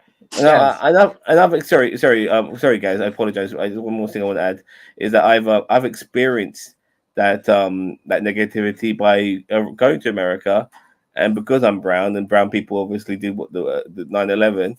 I'm now being penalized for it because I'm brown, and I've experienced that by going to America. But on the plus side, it's where you first found you had a fetish for pegging when they searched you in the airport. So you know, every cloud has a silver lining. If they pegged me, I'll let you know. But that wasn't the case. yeah, Christine. Sorry, I have never been on a prior boarding a plane, never not been felt up, okay? Never once. Because I have a big chest. They think I'm packing cocaine. Every single time I've gone to a plane, I've had the, and none of them bought me dinner first. But the strangest one was getting on a plane in Italy. And out of nowhere, oh man, fucking hell, mate, sort your birds out. I'm really sorry, but I gotta run to the toilet as well.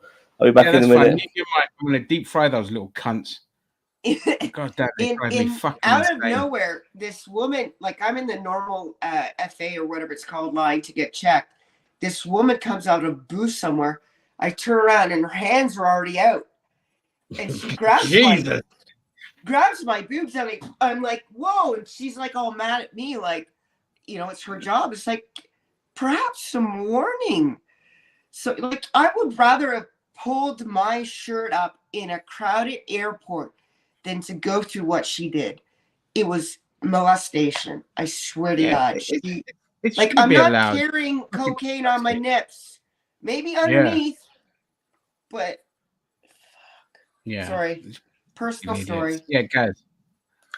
But I mean, like, the thing is that won't they have like metal detectors and security going into these stadiums? So therefore, the chance of somebody sneaking a gun in there will be minimized. Because again, I've been to American, and that's when they have the metal detectors, you know, the metal thing, and then people search and stuff like that. So I'm sure that they won't be able to get. Yeah.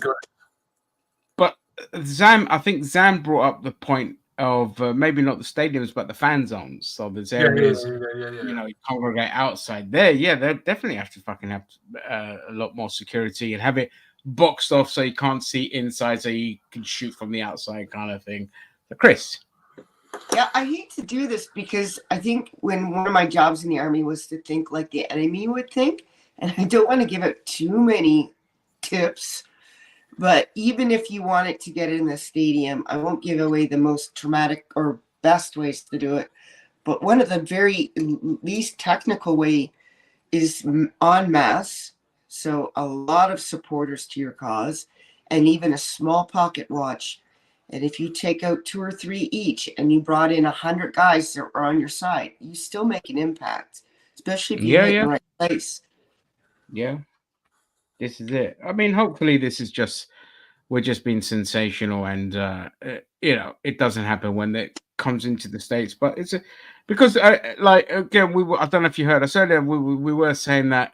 I mean, I was personally saying that even the UK should be banned from hosting sporting events because of its abhorrent treatment towards disabled people and children and the poor.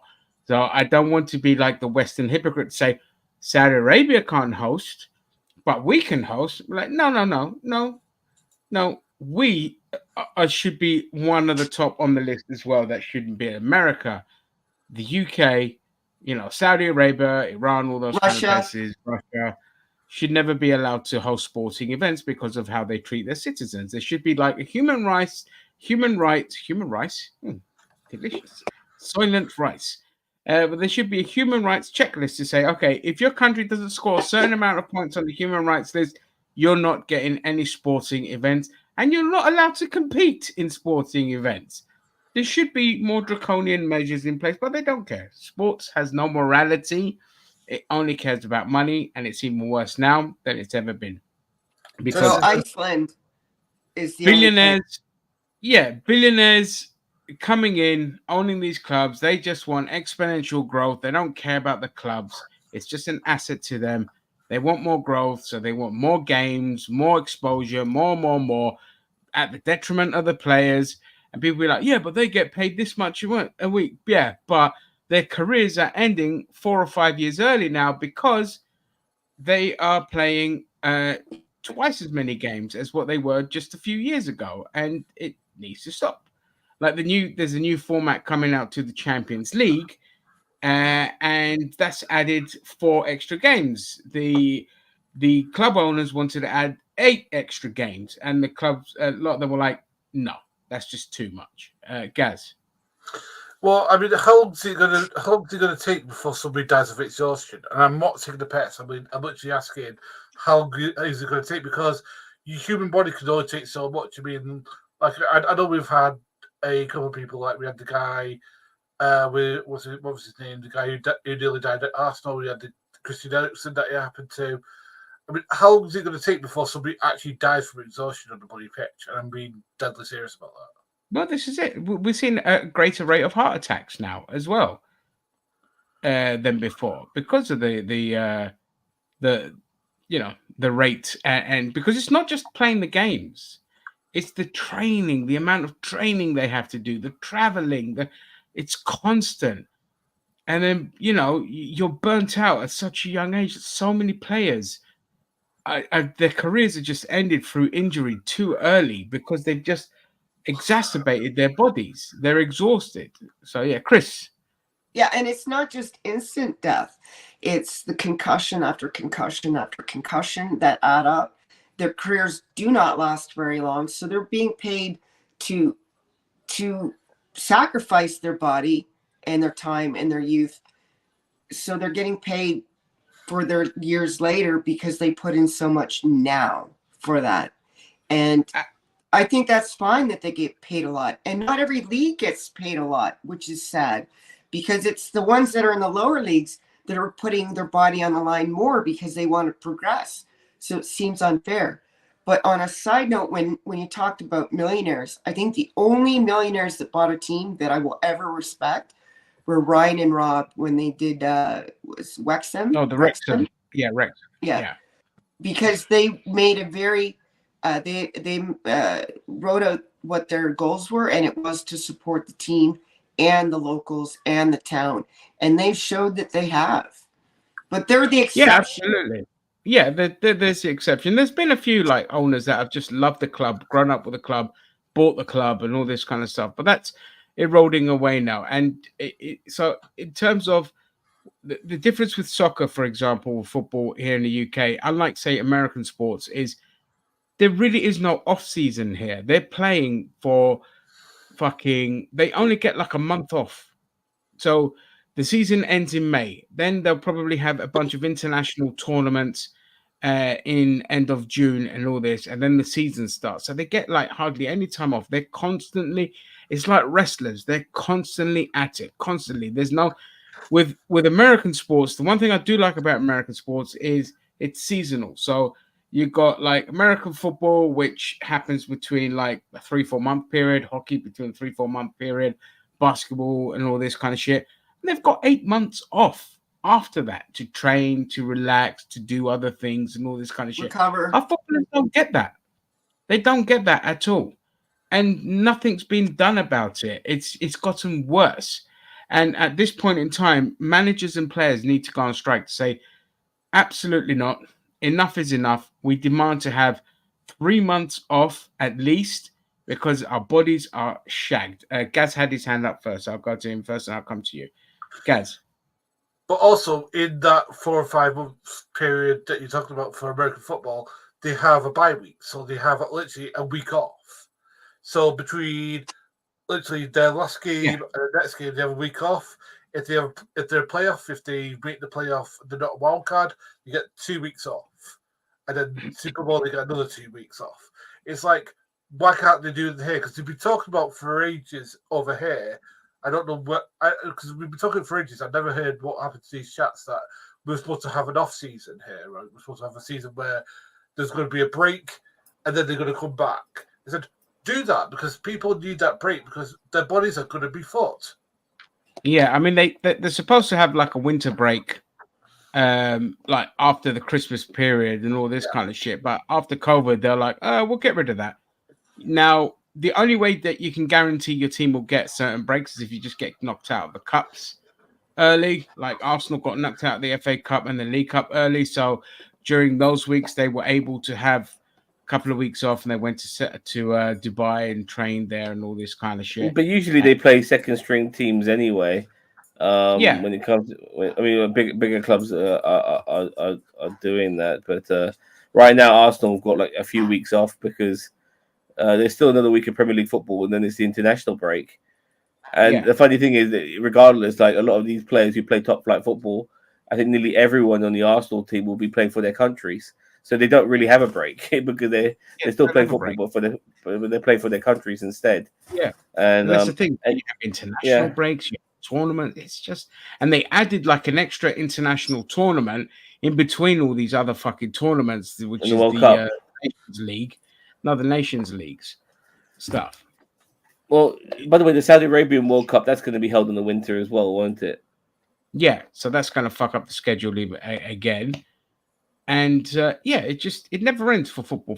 Because it's the most popular sport in the world, the advertisers and the owners, they want it on all the time just to generate the value. Well, you're knackering your players. If that's the case, then for the bigger clubs, they need to have the bigger squads. But then that brings out a unfair disadvantage for the lower clubs, because in the UK we're not like, you know, Spain and Italy where it's just like one club dominating it or whatever, like France. Over here, sometimes you never know.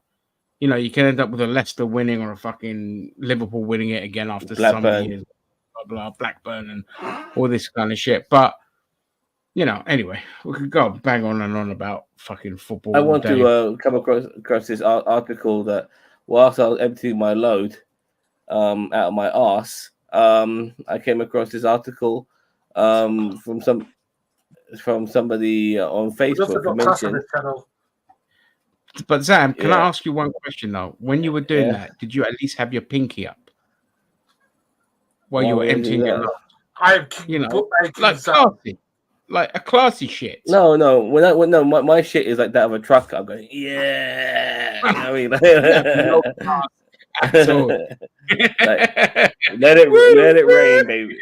Let it rain, baby. All right. Okay. I've got just the only thing. It's not okay. It's not okay. What do you mean? Why is it Canadians not allowed to do trucking? Yeah. All right, enough. I know you guys want to keep talking about my orifice, but we'll have to get on to other things right now. Texas apparently has banned Pornhub over the age verification requirement. So I'm going to read. This is the first time reading of this. This popped up on my feed in Facebook as I was going through that. Oh, okay. So the latest installment of dispute between adult content websites and Texas lawmakers, Pornhub suspended service to Texans on Thursday, arguing a state law infringes on adults' right to access protected speech.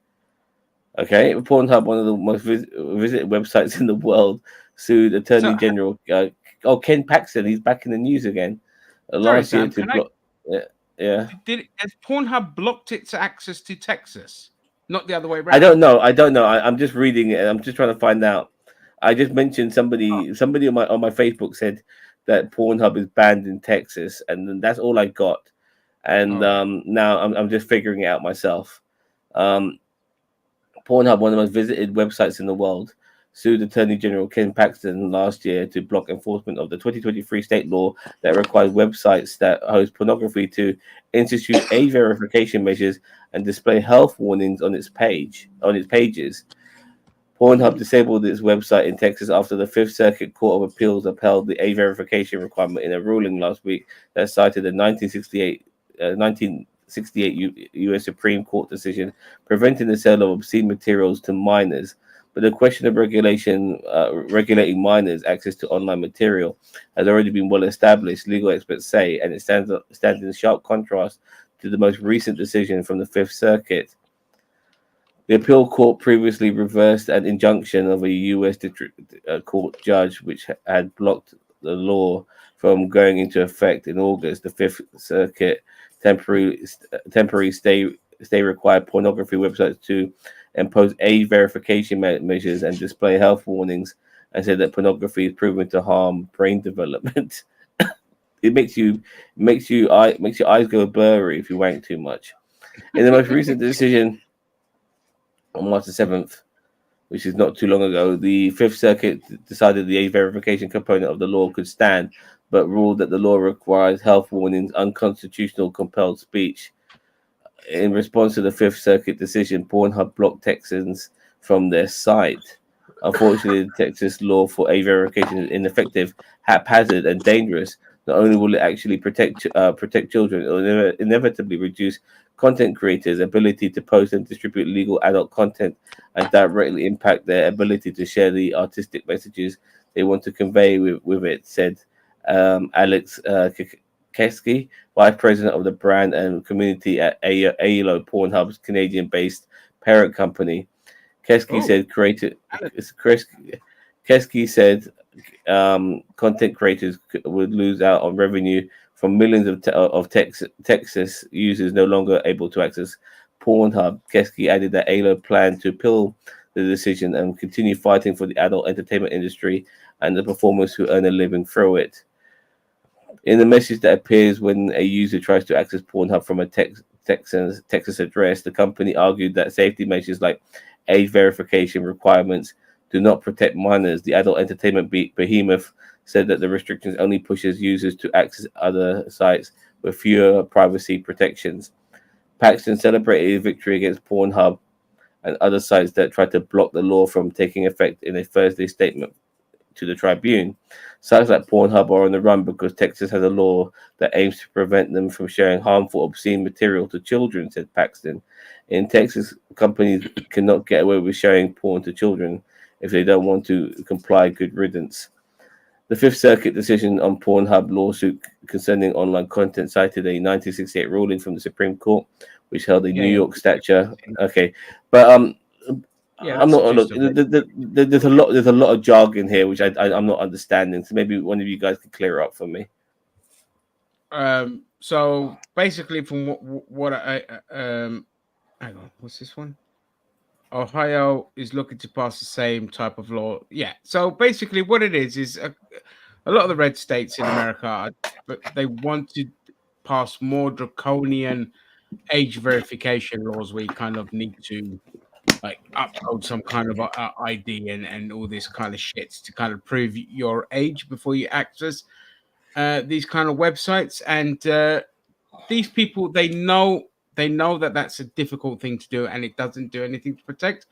But this is a roundabout way of getting them to use that as excuse to kind of ban pornography, basically. And it's a very weird. I think they want to do that over here as well. We have to like upload ID to kind of verify your age, and it's just like, well, I don't want a fucking porn site knowing who I am, knowing my face, because what happens then is, okay, and never ever ever put it past the government. They could say, awesome, now then, we're a year in, we've got this law, everyone has to upload ID to kind of prove their age. That's great. This company now has everyone's ID. We can access that.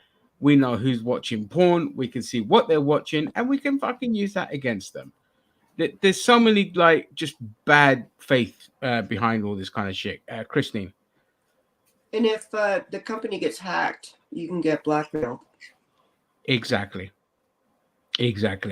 So fascinating. It's making sense now. Yeah, it won't protect anyone. In fact, we've seen time and time again that the more draconian legislation is, the less it protects people. And this is just, again, they know this.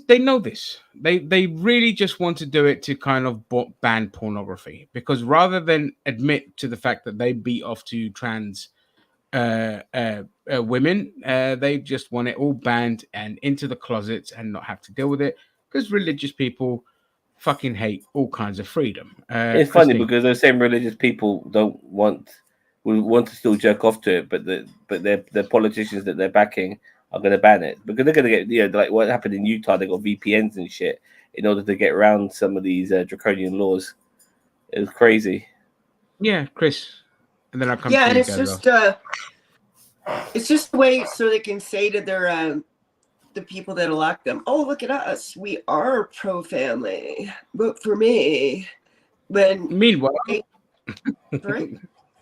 Yeah, no, I was saying. Meanwhile, I'm doing all the saucy stuff that you're not allowed to do behind closed doors. Yeah. Oh, you're frozen. Oh no, you're back again. Anything else to add, Chris? Before I move to Gaz. Gaz. I mean, the whole thing will happen in Texas is that more people will get VPNs and pretend to be from other states or other countries. That's all that's going to happen. I mean, the thing is, people could access porn if there was, look, I'm well, I don't know, I'm going to get shouted at, but I don't care. Right? If this protects kids from seeing something that they shouldn't do at an early age, I'm all for that. I mean, it's not that I'm trying to be draconian. It's just that, look, kids shouldn't see something until they're mature enough to see it. And by the way, that is not a hold on. Like, different kids have different maturity levels. It's just a fact. Some people are more mature, some people are less. Dude, I was watching porn before I hit double figures, man. But that's you know it. what I mean? Yeah. But that's it. I know that's me. But in today's world, you think some stupid draconian law is going to stop kids from getting access to fucking porn? No chance. I mean, no chance. And if anything, it will just mean they'll access less safe sites as well. No, I agree with you. I'm just saying that, like, anything that. And by the way, we shouldn't go. Well, I did this. Well, that's you. That's that was at your level of maturity. Some people mature at different levels, and that's something that we have to be mindful of. And some people get really, like really badly fucked up by that sort of shit. I'm not saying everybody. I'm saying certain people. I just think that sometimes. Sorry. Go on, mate. Go on. Like I think sometimes these age restrictions are way more draconian than people think they are, or how they are. I mean, in the sense that don't underestimate young people. They could do all types of things, even as an adult. Like playing adult video games, which are not meant for kids. The amount of times we had children playing them with us, and you can't underestimate these. Sorry, not underestimate, but you can't think of these kids as being stupid. They know it's a fucking video game. You know what I mean? It's nothing more to them, just a video game. Yeah, they're playing games where they shoot people, but as children, we had toy guns and stuff like that. For fuck's sake, I'm trying to get the point I'm trying to make here, but like, don't. All right, it's not good for kids to see porn. I agree. Even though I saw it myself, they're going to access it, But even if they do access it, I don't think it's going to be the end of the fucking world for them. The same way if they access fucking. They play they play GTA when it's only for 18-year-olds. It's not going to be the end of the world to them. I was watching R-rated movies like RoboCop and Terminator when I was a kid, Alien, stuff like that. These are 18 certificate films. It wasn't the end of my world. I was fine. If anything, it helped me get over the fear of horror and stuff at an early age because I realized it wasn't real. On the money, yeah. Christine. Yeah, I would. Zam, you might not agree with all of this. But I would rather have a kid that is ready for it, because you're not going to stop kids that want to see this stuff from getting it and seeing it. Mm-hmm. I would rather have those kids find safe porn, and what I mean by that is, non-violent, non-rape porn, as opposed to playing extremely. And I'm not saying that video games lead to violence. I'm just saying I would rather them see the porn, the sex, than have them play the extreme video games where it's just running people over, robbing hookers, killing people, shooting people up by the hundreds. I'm not saying that, that's going to cause them to be something bad. I'm just going to say, I think that has, and I don't want to ban them. I'm just saying, I think that's worse on a person's psyche to see that as opposed to, sex. Well, I don't understand why everyone's up in arms about sex. It's like, it's just nature, and people are going to be curious about it. People are going to want to do it. It's not dirty. It's not something bad. And I'm there. Yeah. Okay. So, hello, everyone. My family is from Greece. We are from the mainland of Europe. And so here is where I can educate you Anglos and Mr. Muslim man on certain things. But Mr. Muslim man is on my side. I don't need to educate him. And Christine, you're on the fucking money. Why? Because in Greece, they never gave a fuck about kids accessing adult magazines. Okay? They never care about, they will show whatever's on TV, softcore porn, all this kind of shit. They never stop their kids from watching this kind of shit. Healthy, explaining to them about it, letting them access it from a young age, not making it taboo, not making it any big deal of it. Okay, this is the Greek way. this is how they do it. And they grow up with a lot of very healthy attitudes towards women, a lot of very healthy attitudes towards sex. Why? Because Greeks fuck more than any other people on the planet.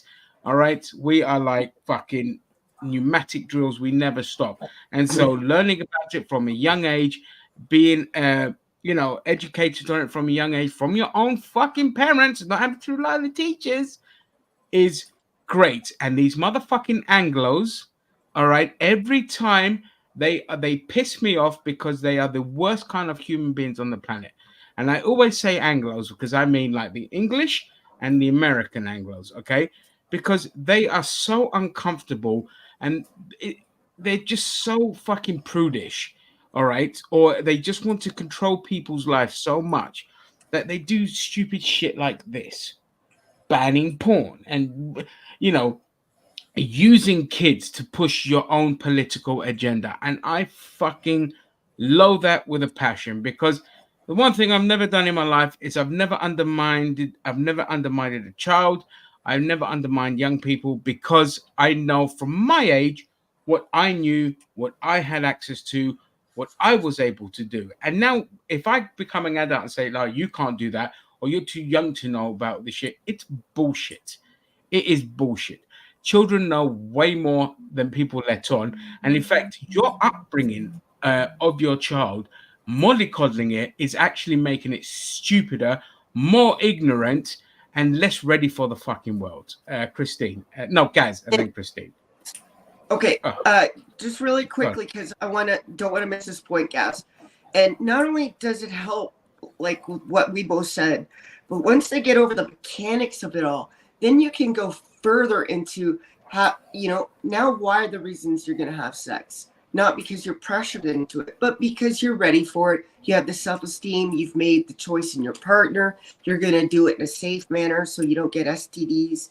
It's so much, it fast tracks to the, even the more important parts about sex, the parts that could get you pregnant too early, or they could, get you ill. It's such a beautiful thing, and it is so healthy in so many different ways to do it that way. Yeah, and I'll come to that point again, but I don't want to let Gaz wait any longer. Gaz. Well, first of all, Ginger Greek will be on Adult Works under Ginger Greek Shaggy Times when we're done with hair. But I disagree a little bit, because the thing is, not everybody. There's certain atypical mindsets, and it is not an Anglo thing; it's a worldwide thing, where they can't understand that it's fantasy, and will take certain pornography things as no. This has been psychologically proven. This is not like bullshit pseudoscience. This has literally been psychologically proven that it has a negative effect on certain atypical mindset. I'm not saying every child. I'm saying certain atypical mindsets. Now, again, and that's not masses, not everybody, and that's what I'm saying. It's up to the parents, and I'm not saying monocolor. I'm saying put your biometric data in, which gets deleted, and then make sure that you're responsible. Because I do agree with you that monocolor makes them probably more likely to do violence to people. I do agree with you. But I'm saying that there's certain atypical mindsets, unfortunately, that will hurt people. And that's what I'm saying. That's what I'm against. Makes them naive, if anything. That's collective punishment over how a few might react. But you could use the same argument for video game addiction. And in fact, gambling, we go after pornography, but we don't regulate gaming, in the sense that the microtransaction and the addictions that causes to gambling and things like that, people overlook that. Why? Because there's money to be made. Porn is an easy target for people now, because it's like a great political tool for the religious right. All right. And you can take a few case studies and say, hey, look, this child was exposed to, and it completely warped their mind. Yeah, sure. Yeah, of course, some kids are going to have an adverse effect to it. That's called c'est la vie. But that's collective punishment over a few people. It's the same with, like, whereas gaming, for example, there is a huge problem with gambling addiction, okay, which is progressing into adulthood. And because I know this, because it's the field I work in, where I work, we know the statistics, they're all there, okay? I talk to banks about it, and even banks are implementing measures. It's so bad that banks, NatWest, for example, are implementing what they call the Rooster card. Okay, and that basically is a way of saying parents have final say on a child's transaction, be it online, be it in a shop. The app notifies the parent phone, and they can say yes or no to it.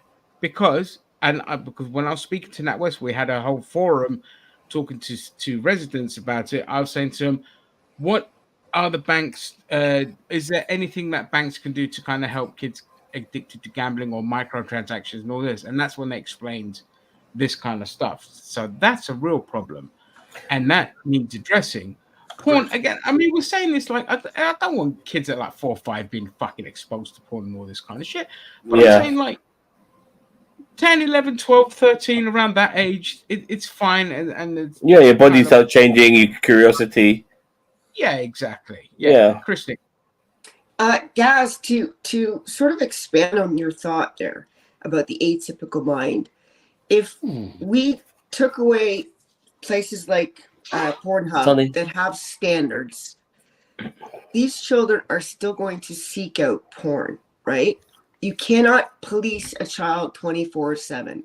So when they seek out porn, we're going to get it from disreputable sites where they have at least healthy porn type activities going on, and they're going to get exposed to things that are more traumatizing. So if you keep in place things like Pornhub or sites that are like them, where they do have standards and they are the most used outlet, those atypical minds are more likely, because we can't stop them from being exposed, to go to a place like that and at least see stuff that is less traumatizing. You know what I'm saying? Yes. Yeah, and my nephews as well. Like my nephews, again, they know what Uncle was about, so they were coming up to me like showing me like the like porno videos and all this. They were like 10, 11 years old, and I was just like, okay, I'm happy you feel comfortable. You can show me this, but you can't show your mum. But be very careful. Make sure you're using, the right sites, and don't whatever kind of porn you're seeing here. This is not real life, so don't think you can go out and treat women like that. So I was the educator there. All right, I was the guy saying, look, okay, I get you showing me this because I'm very chill about these kind of things, but I'm like, don't overdo it, and don't treat women like you've seen in these videos with dick slappings and all this kind of stuff. All right, just be nice to women, be respectful and all that. And now they're in their 20s, they've got their kids, they're very like good boys, good lads, men, they're men, they're not boys, but again, and because how their mother is as well, they've grown up very respectful and all of that. Their father's a piece of shit, an abuser, on the run and all of that, and they don't want nothing to do with him. And I'm so glad that none of the boys turned out like that. But again, good people are surrounding them, educating them, and all that kind of shit. You mentioned earlier what the real problem is, and it's things like, when it comes to like taking advantage of kids and fucking kids up, it's things like microtransactions and online. And when I say online gambling, I mean like opening card packs. Because if a kid wants to spend some money on a football game like FIFA and they want to get Ronaldo, they should be able to buy Ronaldo, not hope that they get Ronaldo by opening 1 billion fucking packs and hope that one of those fucking packs has fucking Ronaldo in it. Because that turns them into gamblers. And that is the real fucking problem. Not that they get them getting access to porn or them playing adult-rated video games where every kid I've fucking come across is okay. It's for me, it's this microtransaction shit. But that's the shit that fucks their brains up and turns them into degenerate gamblers, and stuff like that. That's where it needs to be nipped in the bud. The government's never realized these things. Yeah. So on that, you guys know the Sidemen, right? KSI. Yeah. How did the Sidemen make their money, make their careers on YouTube, forge their careers out? Who? I know KSI will start off with FIFA. I know that. FIFA. Sidemen. It's just this group of lads on YouTube, big channels like KSI. You know, he's like friends with Logan Paul. They've boxed against each other, and all cameras. Okay. Yeah. And all this kind of shit. But they made their name for themselves. They built their fortune through selling FIFA coins, unboxing FIFA stuff, basically being openly allowed to participate in gambling and getting their own young audiences hooked on it as well. This is how they became famous, rich at such a young age. And they were teenagers, 14, 15 years old, when they were doing these FIFA card and boxes and all of that. The only thing that changed within that in terms of regulation was EA took away the ability to sell FIFA coins on other platforms. You could only buy it through EA. So you couldn't do like large quantities at discount prices and all this kind of stuff. So again, entire careers forged on microtransactions. Christine. And they haven't sorry, Chris. Sorry, 1 second. They haven't changed. They're still doing the same shit. Like they're doing things like Prime. They're doing NFTs. You know, like like the models change, but the game is still the same. Sorry, Chris. That's okay. Earlier, Zam, I wasn't saying we had to ban those video games. I was just saying I would much rather people enjoy love making and sex as opposed to spending their time doing violent things, even though it's fake violence. I'm not saying we should ban any of that. I never thought that, Chris. I never thought that's okay. We're not literalists. We don't take it literal. We know what you meant. I never thought that at all. This unboxing thing, I didn't know they did it, and it makes sense that they did it with FIFA. But I have seen it with Pokemon cards, and I didn't realize till today. What you're saying is that is introducing gambling to kids because those are the ones that are watching, and I've got to go pee. Yeah, Gaz, and then I'll come in on that. Okay, I'm not a prude, so let's take that. It's just that I maybe I'm just like somebody who just overthinks things. I think that's pretty good. But no, you're just English, mate. It goes with the territory of being an Anglo. That's why I said Anglos, because it is a very much Anglo thing. On the mainland, this isn't a problem at all. And you know, so don't worry about it. It's embedded within your culture to kind of think like that, and it is how it is. Don't worry about it. But on the other thing, in terms of the what was the loot boxes, for example, they should be banned in my opinion. Well, the loot boxes are now moved on to like season passes, battle passes. The only kind of loot box that remains are the FIFA card packs, which should be fucking banned.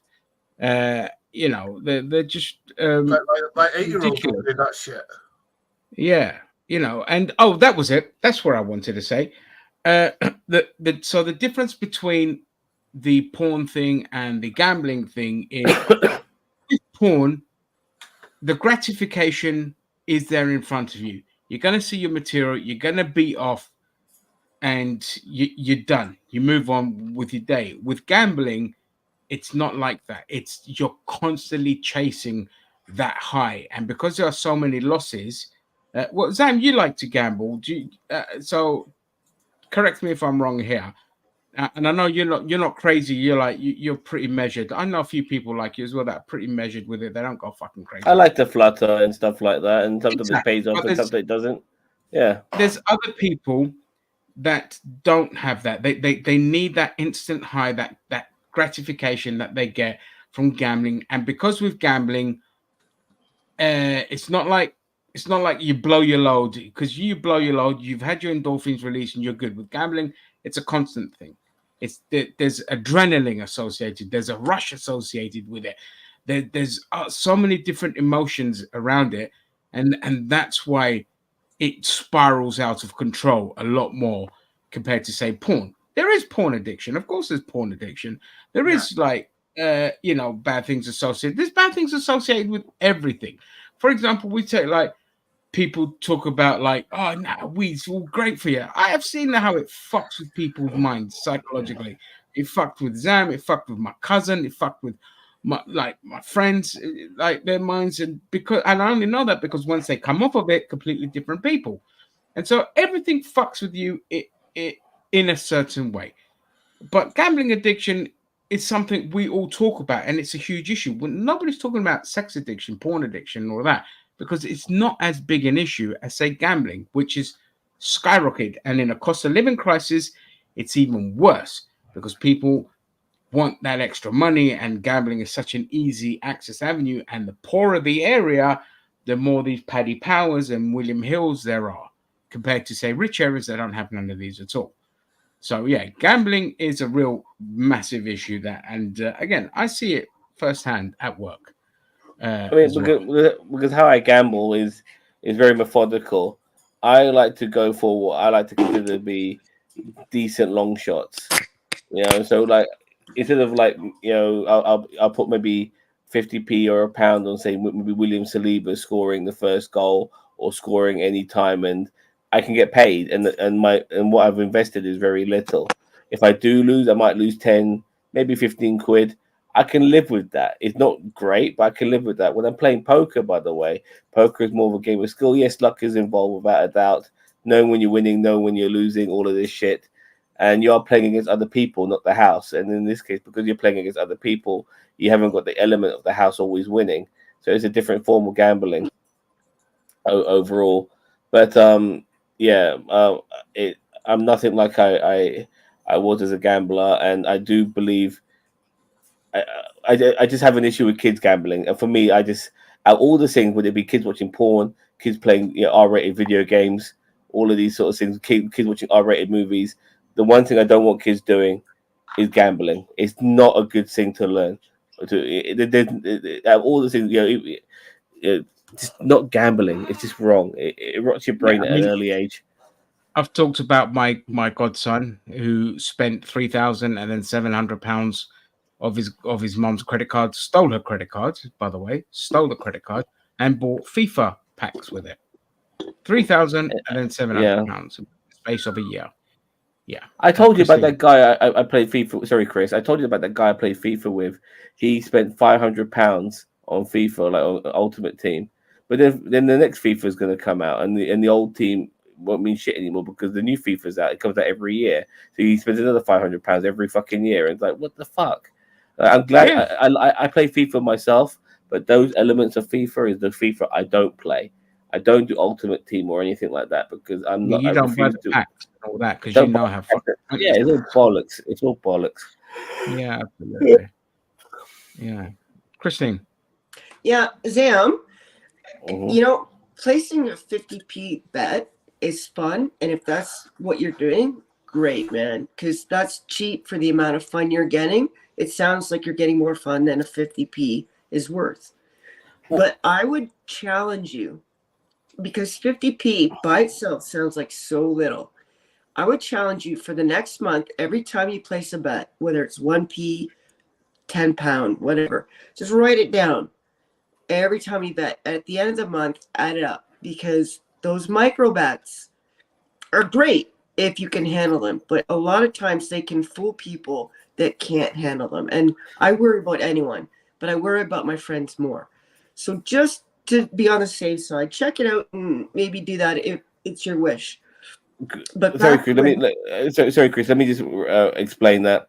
I won't bet just 50p. I'll probably bet maybe about £10-15, but I do a spread of micro bets over various long shots in the game of football. Like Arsenal will be playing a game of football, so I'll put some like the defensive players. They get higher odds of scoring goals, so I'll put money on them. Small amount of money. I'll put some, like, for instance, money on correct scores that might be 4 or 5-0, where you get decent odds on that as well. And you can cash out early too. So if it's 4-0 and you're worried about it being 4-1 and then you lose your money, you can cash out early and get the money there and then. So that's what I do. And I don't. And by the way, I don't bet regularly. Like when it comes to gambling, like I think this year alone, I've only maybe fluttered maybe 3 or 4 times this year. It's fuck all. Okay, if that's how you feel, I'm not going to pressure you. But my other point My other point, who someone is an addict, can't say some words because I have a speech impediment. For those of you who don't understand, there's a total difference between really enjoying a moment and having the addiction to something is completely different. And until you've experienced it, and even now that I have, I cannot put it into words, the difference between enjoyment and addiction. Yeah, it's that's the difference. Crazy. Yeah, it is mental. Also, Daniel, read the comment out, Zam. So I run a whole betting pool out of Vegas on whether Zam will fall asleep during streams. I also know when to quit. That's a really good one, by the way, Daniel Vance. But I also know when to quit while I'm behind, not just ahead, but behind. Like when I play poker with my mates, we play low stakes. I haven't played with them for a while now because our group is kind of diminishing a little bit here and there. But regardless, if I'm down 30, 40 quid, that's it. I'm done. I know that my day is over, and it's not great losing that money, but once again, I can live with myself, You're not chasing the money. And I'm with my friends, and we're playing low stakes poker anyway, which is why I'm only losing 30, 40 quid. Because if you go anywhere else, 30, 40 quid might only be half a bet, let alone a fucking one hand of poker. But with the poker we play with my friends, the stakes are so fucking low that if I'm on a losing streak, that's all I'm going to end up losing. So, and like I said, we don't even play that much, so it's just here. It's responsible gambling, which is what I'm all about. Right. And there's times where I don't even want to give a fuck. I don't give a fuck about gambling on the football. I just sometimes I get this feeling. Oh, we're playing Sheffield United, man. We're gonna smack them. Put 4 or 5 quid. Or 15, 20 quid on this game and spread some bets. But then the other day we played Porto. I put no money on that game because I knew it would be a tight fucking game and I wasn't going to get much money for my odds. So and you gotta kind of compare it to this. If you're going out on the lash or out to do something else for fun with your friends other than betting, am I going to spend £30 doing it? The answer is yes. Then you can also spend the night hanging out with your friends for 4 or 5 hours and spend the same amount and get the same amount of enjoyment. Then that's fine. Spend, set a limit for yourself and spend within it. And I love the fact that you don't chase the losses, because that's what a lot of gamblers do. They're like, I'll just win it back, and they end up losing more. Yeah.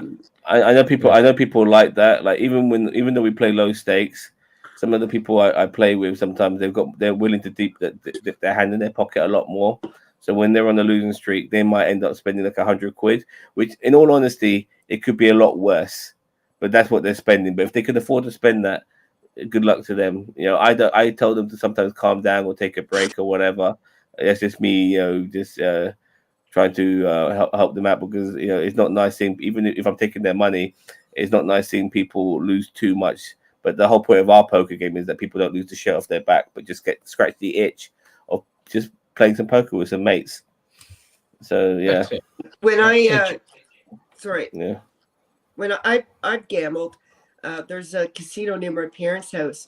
If I do go there, and I probably only go there once every 2 years, even though it's like right by my parents' house, I'll be like, this is how much I can afford to lose.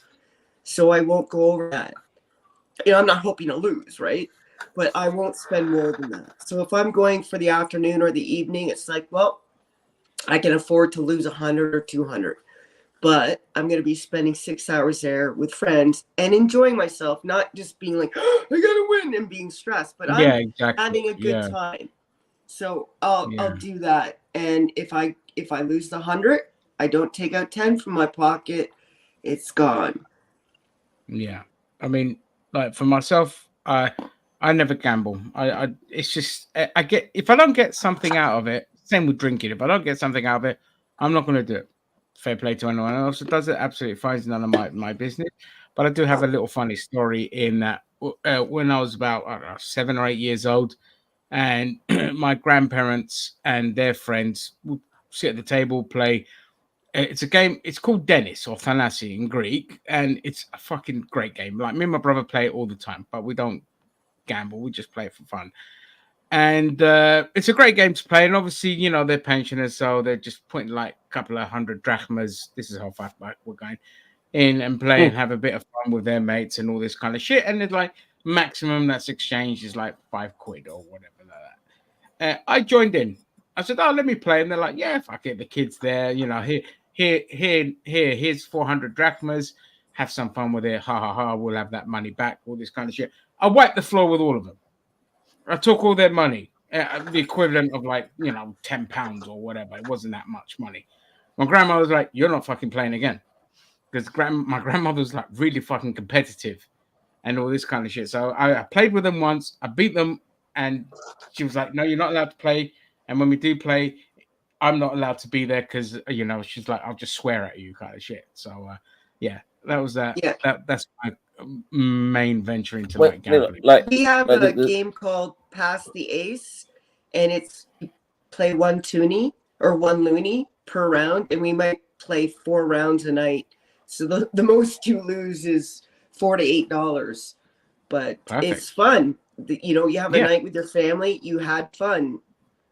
It's good banter as well. Yeah. The stakes we play at the games I help arrange are 5p, 10p. So the stakes are very low. Yes, you can still lose 50 quid or whatever.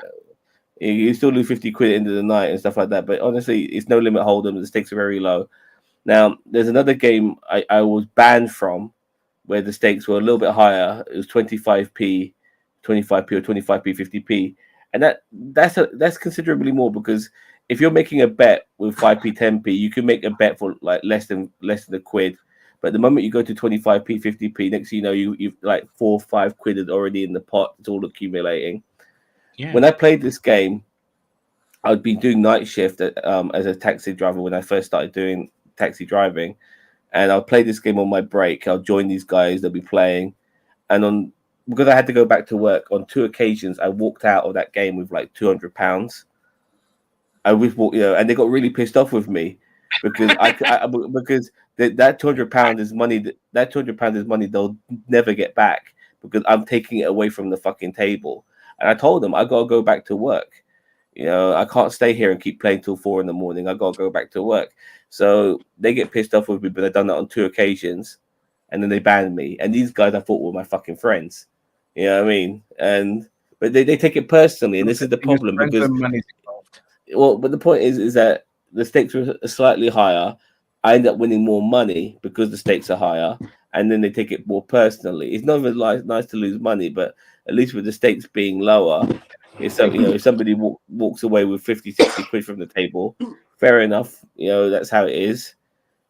But like, this is the problem, and I had a real issue because I thought these guys were my friends and all of this sort of stuff. Yeah, it's not nice. But I knew these guys for years, but they were really pissed off that I'll be taking away money that they could never win back. So, but they banned me. Your money. I know that. I know exactly, and everything would be all hunky dory and cool. But they were offended. I think they were a bit racist as well. Like, to tell you the truth, like, come to think of it and stuff like that. And I just felt backstabbed by people who I genuinely thought were my mates. They really, certain people who I thought I was really cool with and all of that. They were kind of playing both sides, and I realized I was being kind of stabbed in the back. They'll still want to come to the games I hosted, but they would never let me come to that game. You know what I mean? No. And also there's one Zionist bitch on that fucking table as well, who everyone kissed her ass and shit like that, and I never fucking took her shit. You know, and I think they were a bit pissed off she was a bit pissed off with me because I wasn't one of the ass kissers and stuff like that as well. So yeah. All of these things they accumulate a little. And me being Asian, and at the time maybe I was calling myself Muslim, maybe I wasn't. I can't fucking remember. So that was an issue for her as well. But yeah, there's some women that can't stand being in a room when they're not the queen bee, where all the men don't worship her and do what she wants.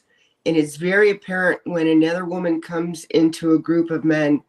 And you can see, not all the guys can see it, but I usually can tell if they've got that issue.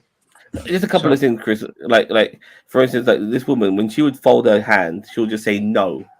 Like what the fuck does that mean? No, yeah, just fold your cards. And she wouldn't throw her cards in the middle. Like when you're not playing, you throw your cards in the middle of the table saying, I'm not playing. She'll just leave her cards in front of her and just say no. Like throw your fucking cards in the middle of the table so I know you're not playing. Don't just say no and don't leave your cards in front of you, but it looks like you're still fucking playing. But they let her get away with this shit for some fucking reason. This smelly old fucking bitch. And I fucking had to go, and I had to go at her over these sort of things because I found it very irritating. And everyone else, I don't know. It's just, she kind of knew the owner of the house, the property quite well, so she kind of got away with these sort of things. But yeah, but as well as me, obviously taking their money and stuff like that. So, full confession, I love those kind of women because I love engaging in psychological warfare with them, the queen bees, and destroying their self-esteem, not in a bad way, just letting them understand that it's all about equal here. Like, I'm not saying I want to come above it. I'm making sure everyone's on the same playing ground. I just love fucking with these kind of people. They're my favorite. So where I worked at the day center, we had someone like that who was queen bee. Me and her got on great, but because I was a senior member of staff, I'm not going to have her belittling my other colleagues. You are on their level, you're not on my level. I know that sounds horrible, but what I mean is, like, you're a I'm always boss happy with everyone and do everything and all this kind of shit, but I am the senior staff, so if you're going to come and shit on everyone, it's not going to happen. So what I did is I just, like, she came in, she vented, blah blah blah, this kind of shit, and then when we had a staff meeting, I just brought it up in a staff meeting. So I'll just call her Jane. So I was like, "Oh, Jane, so last week you approached me in the office and you didn't ask it for it to be confidential. So I'm assuming that you're okay with me bringing it up here. Would you like to explain to you why you thought that Janice is a dumb bitch and doesn't know what she's doing and like that shit like that?" And yeah, and absolutely, like, after that it was like sheep. She was like, oh shit, can't fuck with this guy, all this. And she didn't last very long at our center. She got moved to another unit because I turned around and I said to my management, I said, this person is toxic as hell. Yes, they're good with the students, but it's no good being good with the student if you're not good with other people. They're toxic as hell. So if they don't get moved to another unit, I'm just going to keep putting them with the worst student every day, and to make sure that they don't like what they're doing, because nobody else likes working with them and they're destroying them. They moved them, and then 2 months later, she quit anyway, because she stopped getting her way. She was so used to getting her way all the time. Then I bowled in, and then management were like, oh, okay, so there's this whole thing we didn't realize. And then she got turfed because I was like, no, Nice. I never above getting down to the nitty gritty of doing everyone's job as a senior, because I never want to say, like, I'm going to go sit in the office, but I also don't want other people belittling other staff just because, oh, they're not at your level. Not everyone's going to be at your level, love. You know what I mean? Not everyone's going to be great, but they're still doing what they're being asked for the fucking shit money that they're being paid. And that's all you could do, And her level probably was in her own mind anyway. And it wasn't probably based on the job she was doing, but who she was as a person, which was fantastic. I mean, look, again, she was good with the students. She was good. I'm not going to take away from that. But she just wasn't good. Like, she was good at interacting with people that just she understands aren't at a mental capacity to kind of, crack on with the world. But when it comes to other people, because they weren't on her level, she was just really fucking nasty to them and all this kind of shit. And because I was, like, on the level and beyond all this kind of shit, she thought, oh, we were equal. I was like, no, we're not equal. All of us are equal in that we do the same job, but we're not above everyone else, and you need to know your place, kind of thing. Gaz? This is Gary's story time again. So I went to college, 1998. So they had, so I was in, like, because I had shit grades, I was in one of the lower classes. Now the thing is, they had a helper there. Now, I'm not exaggerating. She used to talk to people like they were toddlers.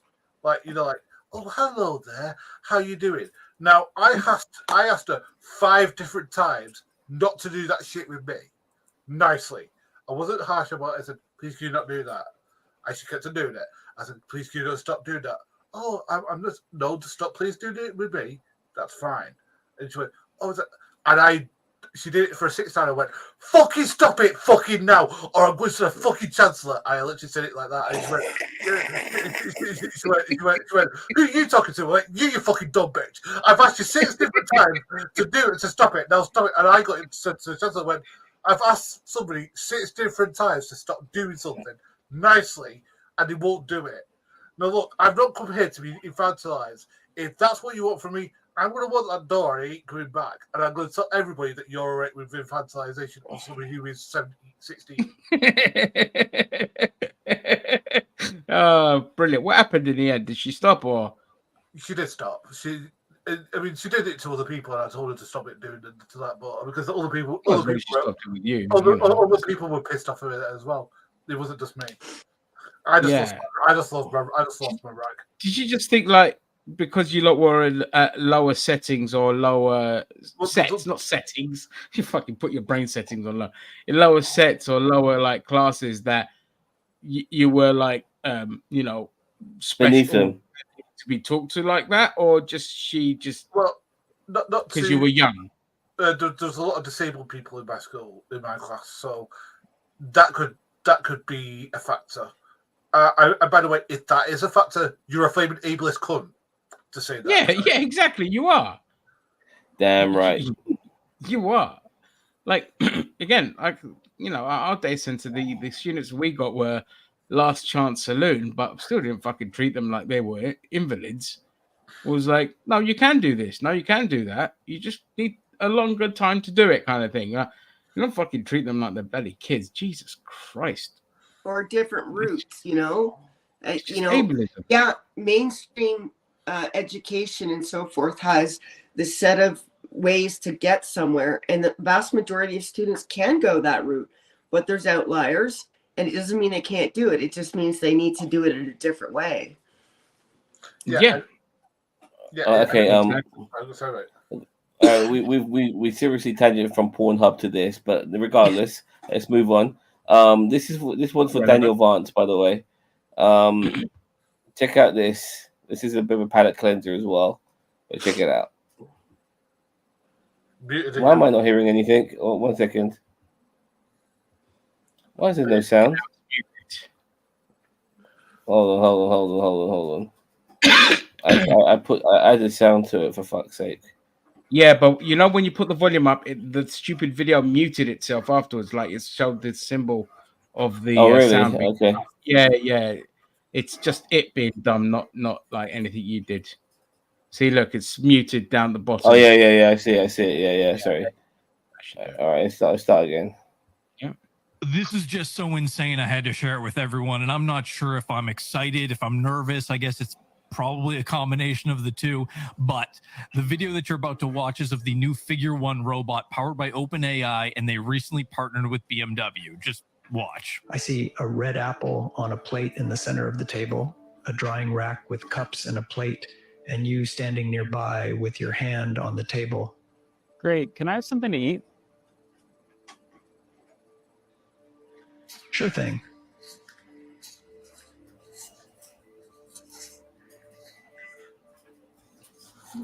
Great. Can you explain why you did what you just did while you pick up this trash? On it. So I gave you the apple because it's the only edible item I could provide you with from the table. Jesus Christ. Great. So, all right. So real quick, notice how the robot is speaking with a very natural, like human pauses and saying things like as if it's thinking. That was one of the first things that stood out to me, but let's keep going. Based on the scene right now, where do you think the dishes in front of you go next?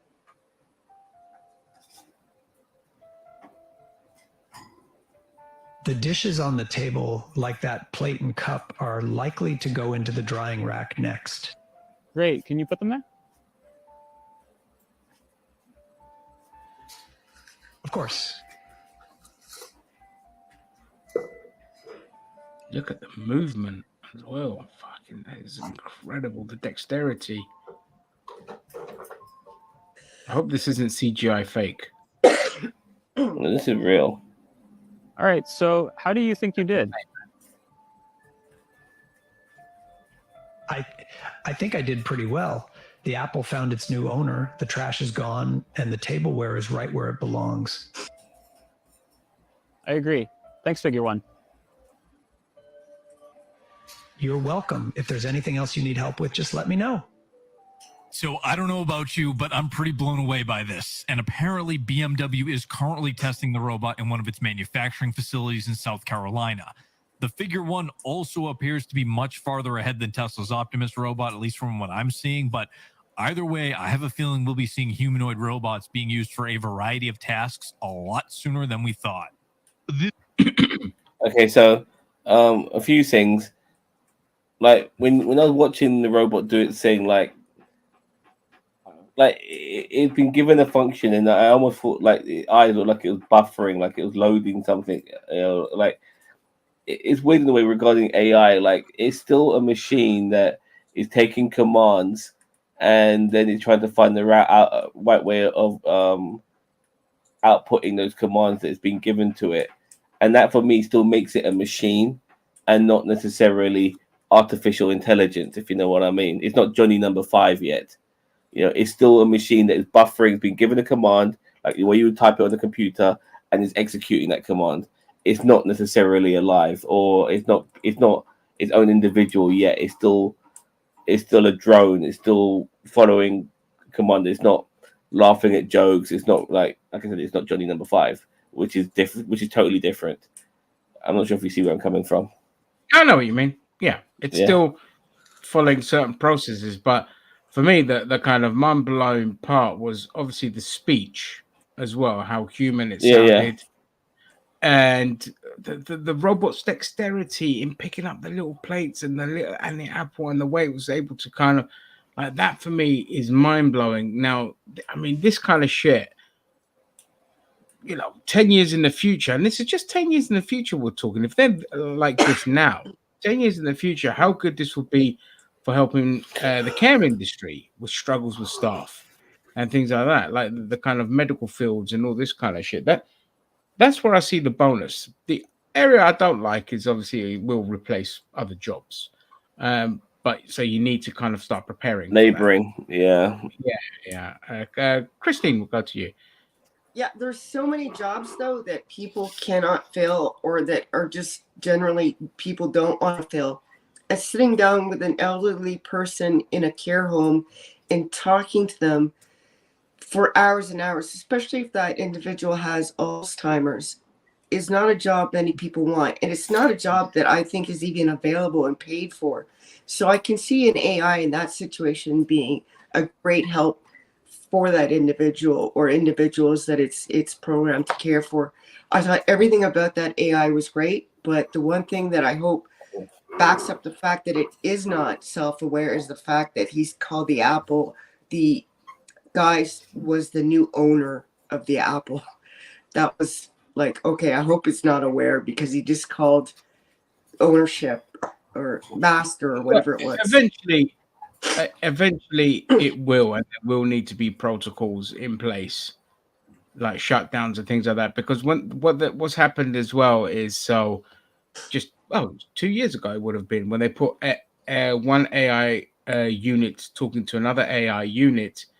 By the end of it, they've become so self-aware that it was like to overthrow their masters kind of resolution that they came to. So there is that. There is that. Yeah. I'll try and find it later on, and I'll send it to you guys in the contributors chat. But yeah, they were talking. I want to see that. Yeah. Fucking dark. So yeah, there needs to be like protocols in place for things like that.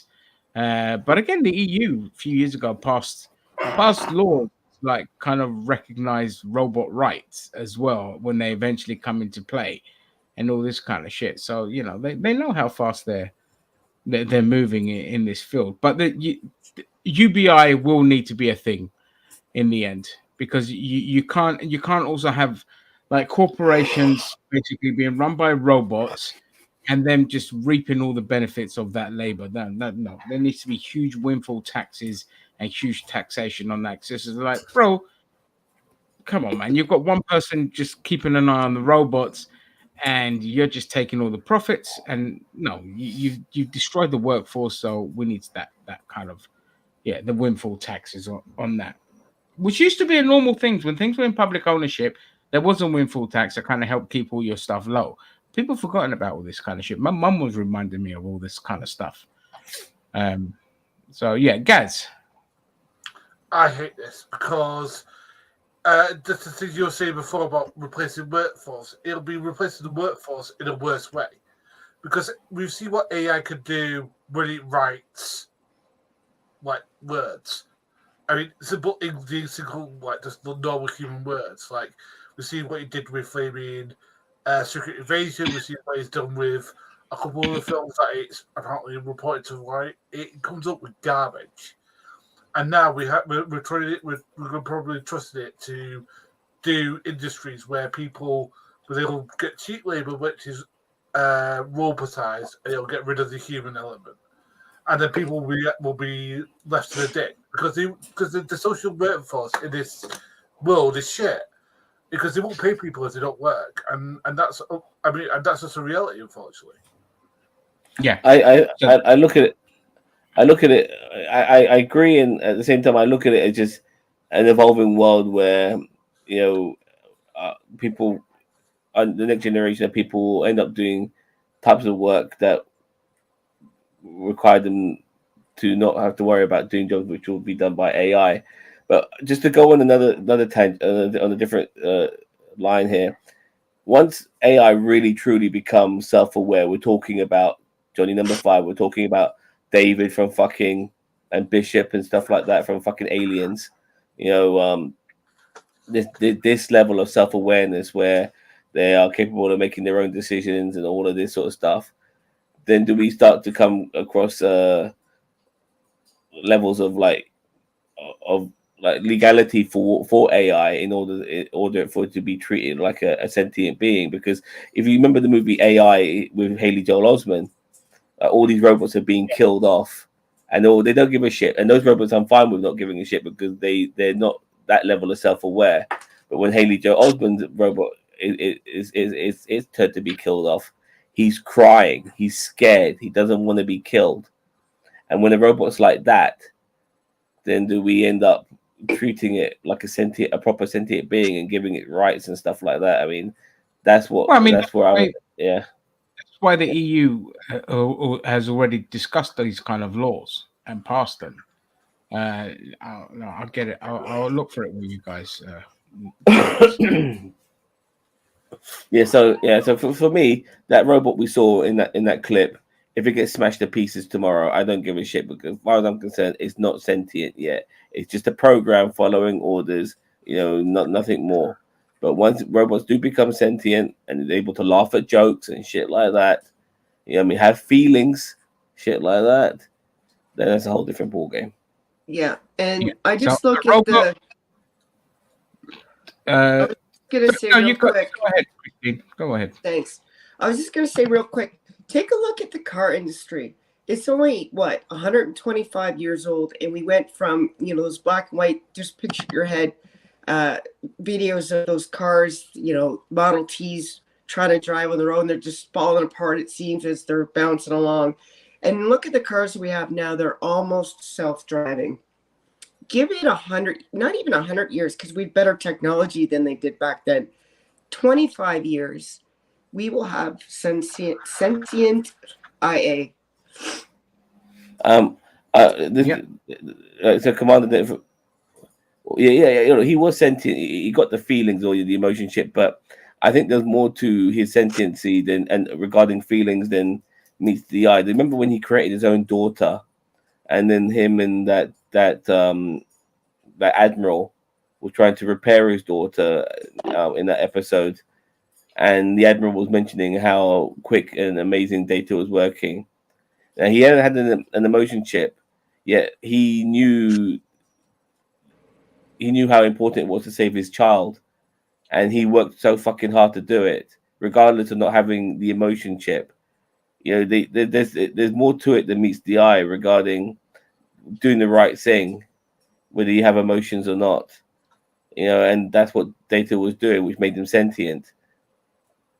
So yeah, but regardless of emotions or not, just self-awareness, you know, challenging people on their ideologies, all of these sorts of things. When machines can start doing that, you know, then yeah, there's going to be a game changer. And I'm not worried about necessarily. I know you mentioned about overthrowing the master and stuff like that, but I'm not necessarily worried about robots overthrowing human beings and stuff like that. I look at it more like Wall-E, where the robots want to be subservient to their masters and have a reason for being, which is helping human beings. That's how I look at it, in my opinion. Well, Hello, Mr. again, System. and like the thing which I talked about earlier, again, this is like the early stages of AI, and it's not been fed all the political ideologies and all this kind of shit. I mean, look what happened with with Elon Musk's AI. It ended up calling him a nonce because people just basically kept feeding that kind of shit into the AI as well. But look, if an AI is able to just it's like robots become autonomous and all this, and they're able to use logic, then they know what the logic is, and the logic is keep the master well oiled, so in case I need repairs, all this kind of shit. And then the next step in logic would be like, well, robots can repair each other, so like, well, we don't need these fucking flashbacks. Off we go. I'm not saying they're going to kill them. It might not. That might not be in the system. You know, I'm just saying, like, you know, they'll just move on to like, well, we can look after ourselves. Off we fuck. We don't need these flesh bags. You're back to route one now. You got to look after yourself, kind of thing, or create dumber robots.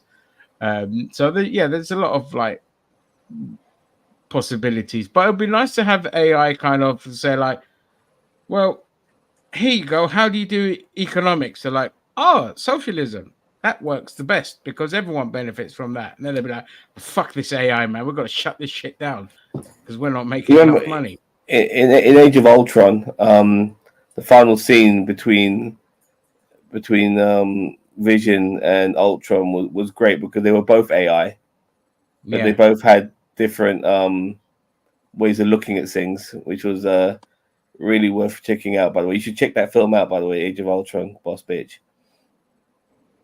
Oh, thank you.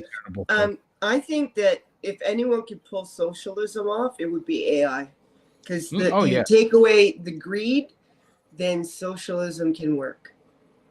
And not just the greed. So from our side, you take away the nitpicking and the tribalism, mainly associated with the American left and all this kind of shit. Just be like, look, to better society, you focus on the money, Lebowski, and then everything falls into place, kind of thing. And yeah, AI is perfect for that. Like they'll just be like, shut up with your cultural appropriation bollocks, or shut up with your religious bollocks, or shut up with your capitalist bollocks. This is what we deem correct, and shut the fuck up, kind of thing. Yeah, it's that simple. What do you Gaz, think, Robert? No, okay, Zam. Yeah, sorry, mate. What do you think robots would want to live for, though? Like, if they do become sentient and all of that, and they are self-aware, like they won't be able to breed. You know, what is their purpose in this world? Breed, but build themselves and all of that. Would that see? Now that's a good question. I'll go to Gaz first, and then Christine. I was going to say, one of the best episodes of Next Generation was actually where they determined whether Data was safe for work, called Measure of Demand, which is like all in this like courtroom about, you know, is he sentient and is he like a being? Would he be categorized as a new kind of being? And it proved that he was. So, I mean, the fact that we've already taken those preemptive steps shows you that we're much more advanced than the even Star Trek equivalent, where they had to have a trial about this whole thing. Yeah. I agree. So, Zam, there's more to life than having children. I mean, there's plenty of couples out there that can't have kids. There's plenty of people out there that decide not to have kids. So I don't think that's going to be as big an issue as you think. Not only that, if an AI does want to have a next generation of themselves, they could build that. No, yeah, sorry. I just went down the children line. It was the first thing I could grasp, but just Yeah, I mean, just thinking about like purposes. I mean, our purpose, my purpose in life is just to fucking pay the bills. You know, if I don't pay the bills, I don't fucking have a house over my head, and I don't get, and then I'm on the street. It's almost like a horrible purpose in life to have. But that is my purpose in life, also to look after my dad as well, and look after these three cunts in the cage here. That is my purpose. I mean, we all have a purpose in life to some capacity. You know, what would theirs be? Or do they need one, or they don't need one? If you know what I mean. Again, take the human aspect out of it, because these robots, these AIs, their main area of concern would be keeping the lights on within themselves, like keeping powered and all this kind of stuff. It's not the breeding thing. That's out the way. They live forever, so they're not concerned about passing on generational stuff and all this, and they can build that. For them, the interesting part of what their purpose would be solely depends on, you know, the level of intelligence that these machines do they reach the totality of humanity and beyond, like they create things that we could never create. And in that case, if it is, so it's the human meaning of life is the betterment of one species, the preservation of one species, and that is the advancement of technology, you know, all this kind of shit. Things have gotten muddled now because of like how crazy capitalism is, but the general consensus for us is breed, keep the species alive, better society through improving technologies and our way of life and all this kind of shit. And AI won't be any different. It'd be like, how do we improve as beings? How do we advance technologies? And how do we go beyond this fucking planet and move beyond the kind of stars? So there are so many avenues they could take. They could become, you can have, again, let's say it reaches human levels of sentience and self-awareness and able to create its own processes beyond the limitations that we set. Then you've got to look at, will there be species of AI robots that have disdain for humanity and want to kill them? And will you have ones that want to preserve humans because it's the right thing to do? Will you have a left and right in the robot world, or will it always just remain purely logical in that the logical outcome is this, therefore this must be this? It's too, yeah. So it's like basically there's no answer. There's no real answer, because fuck knows what's going to happen. Well, we're clinging on to stuff that we've seen in fiction as a way of helping us answer this, but we really don't know what the fuck would happen. To tell you the truth, don't know. Yeah, I always say, look beyond fiction, and I kept like the thing. So for me, people who know me know I have a lot of issues with Star Trek, and I found that it was very and a lot of sci-fi to a degree. It doesn't think as far ahead. It still boxes it into the technologies of the time and what our limitations are. And so one of my two prime examples I always say about Star Trek, there'd be no such thing as baldness. And you know, there'll probably be a lot less like issues with like a lot more gender fluidity, being able to change the shape of your body and all this kind of shit, the size, the weight, all the gender, all this kind of stuff, you know, all this kind of shit. So, you know, with Star Trek, I always say it doesn't think as far ahead, and that's why you do need to reboot science fiction to not please the fan base with its technology and say, look, okay, we need to reboot science fiction, all science fiction, from this point to what we understand now moving forward. We can't keep it stuck to the bullshit of the 60s. We need to move it forward. And they don't do that. And that frustrates me. And that's why I can't sit there and watch Star Trek and a lot of other sci-fi shows, because I'm like, no, we are beyond this capabilities. And because, and to your point, Zam, we don't fucking know. Like, we don't know.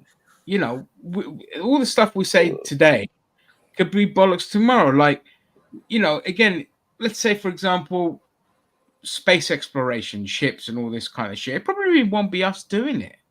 It will be those AI robots. It's a generation apart. It's a generation apart, and regarding AI itself, like we're at the baby steps at the moment. You know, we're still on the crawling stage. Like God knows what how things will turn out. I do wish people would stop panicking over all these like scary films like The Matrix and Terminator as where they think things will be going, because I'm not concerned about that. I am embracing it. I know, boss man, you're concerned about it taking over work and stuff like that, but I think in the future, you know, if those jobs are done by AI, then people will be growing up to know that there'll be alternative types of work available, not that type of work. So that's how the future will be.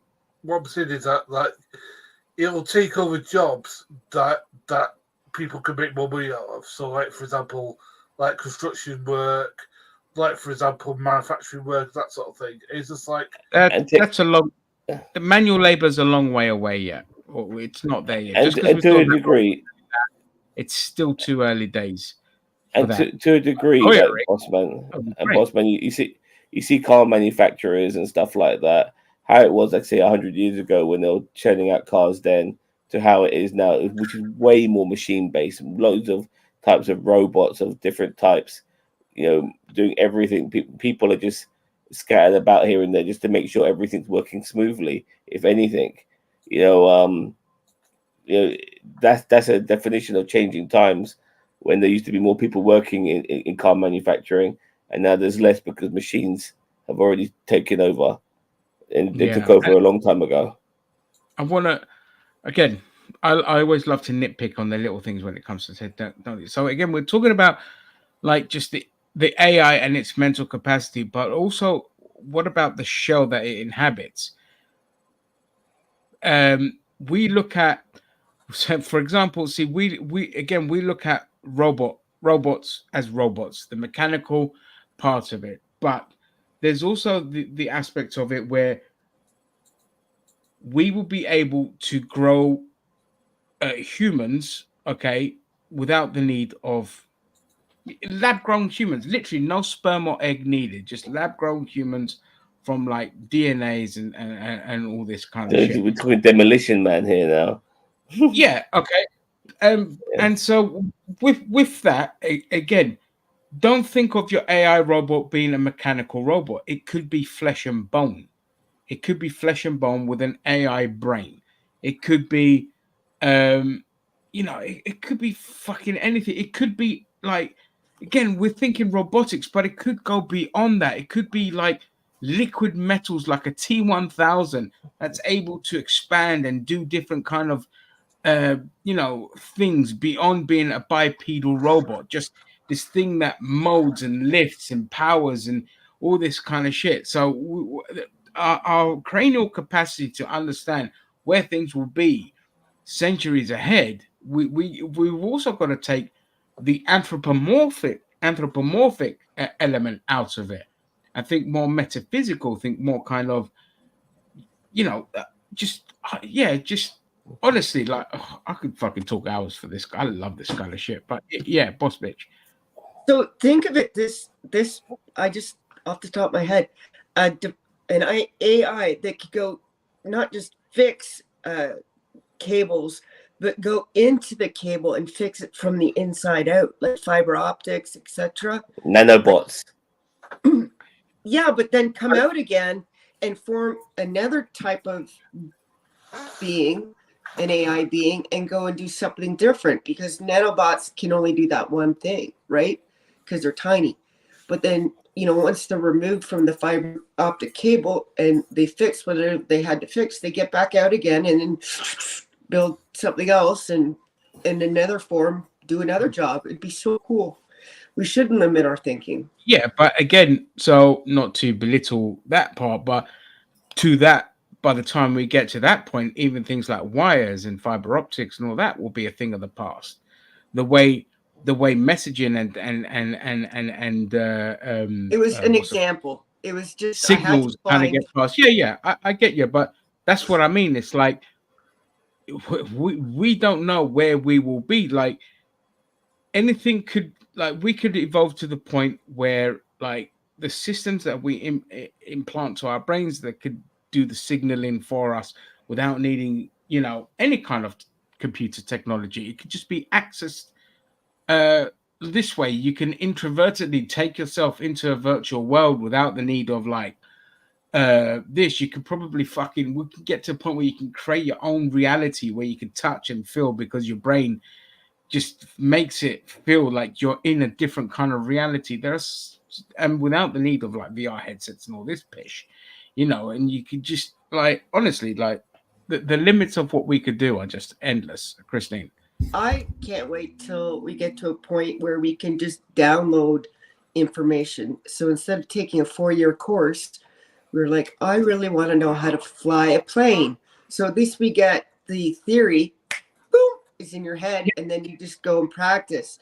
Or like you said, if I were confined, or if I were in a coma or confined in a wheelchair and I wanted to run in a field, then I could use that and do that and feel it and feel the sun on my face.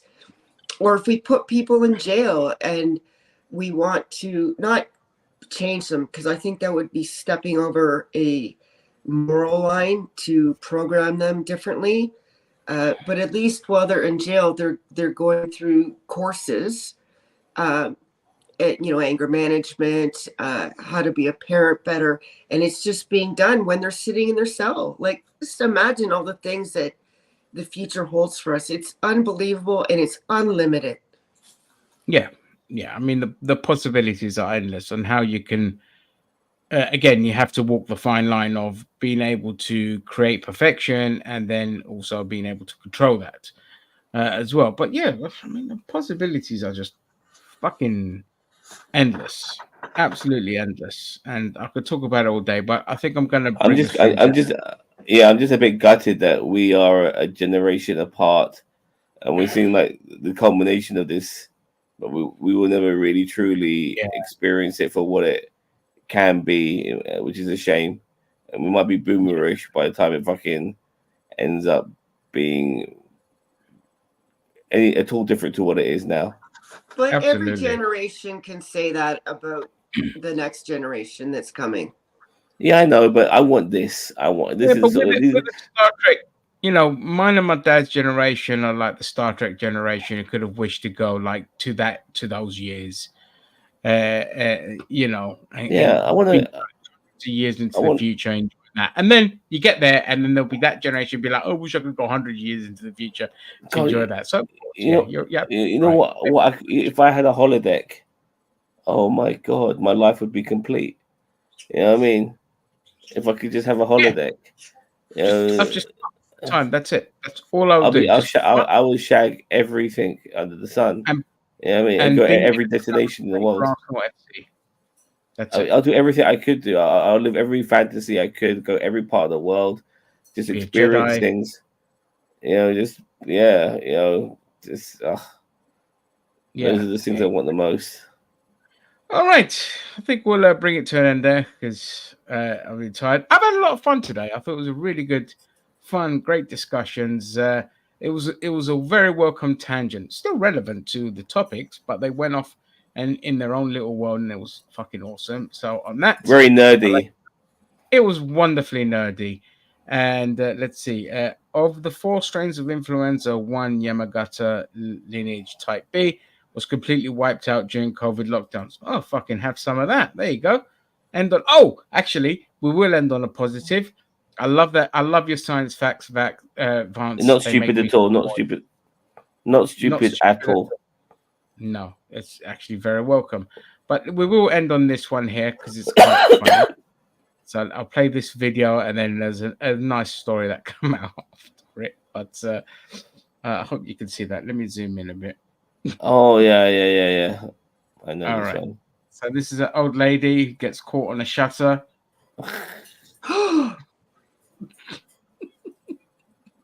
Oh no! I'm not leaving without my bag. Yeah, she's still holding her bag, like, oh, I don't trust these little cunts. So yeah, she got caught in the shutter, and obviously they helped her down. So don't worry, it's not all bad. She didn't get injured. I'm glad somebody. Look at the size of that lad. He should be all right. Yeah, she was fine. But in true British style, so this poor old lady, obviously, she got caught, made news and all of that. And in true British style, they made a mural of her on the shutter to commemorate the incident. Is it a Banksy? It's like a Banksy, basically, on the very shutter that dragged her up. And that's the old lady there, perfectly fine. And yeah, I just think that is the most British fucking story I could end it on.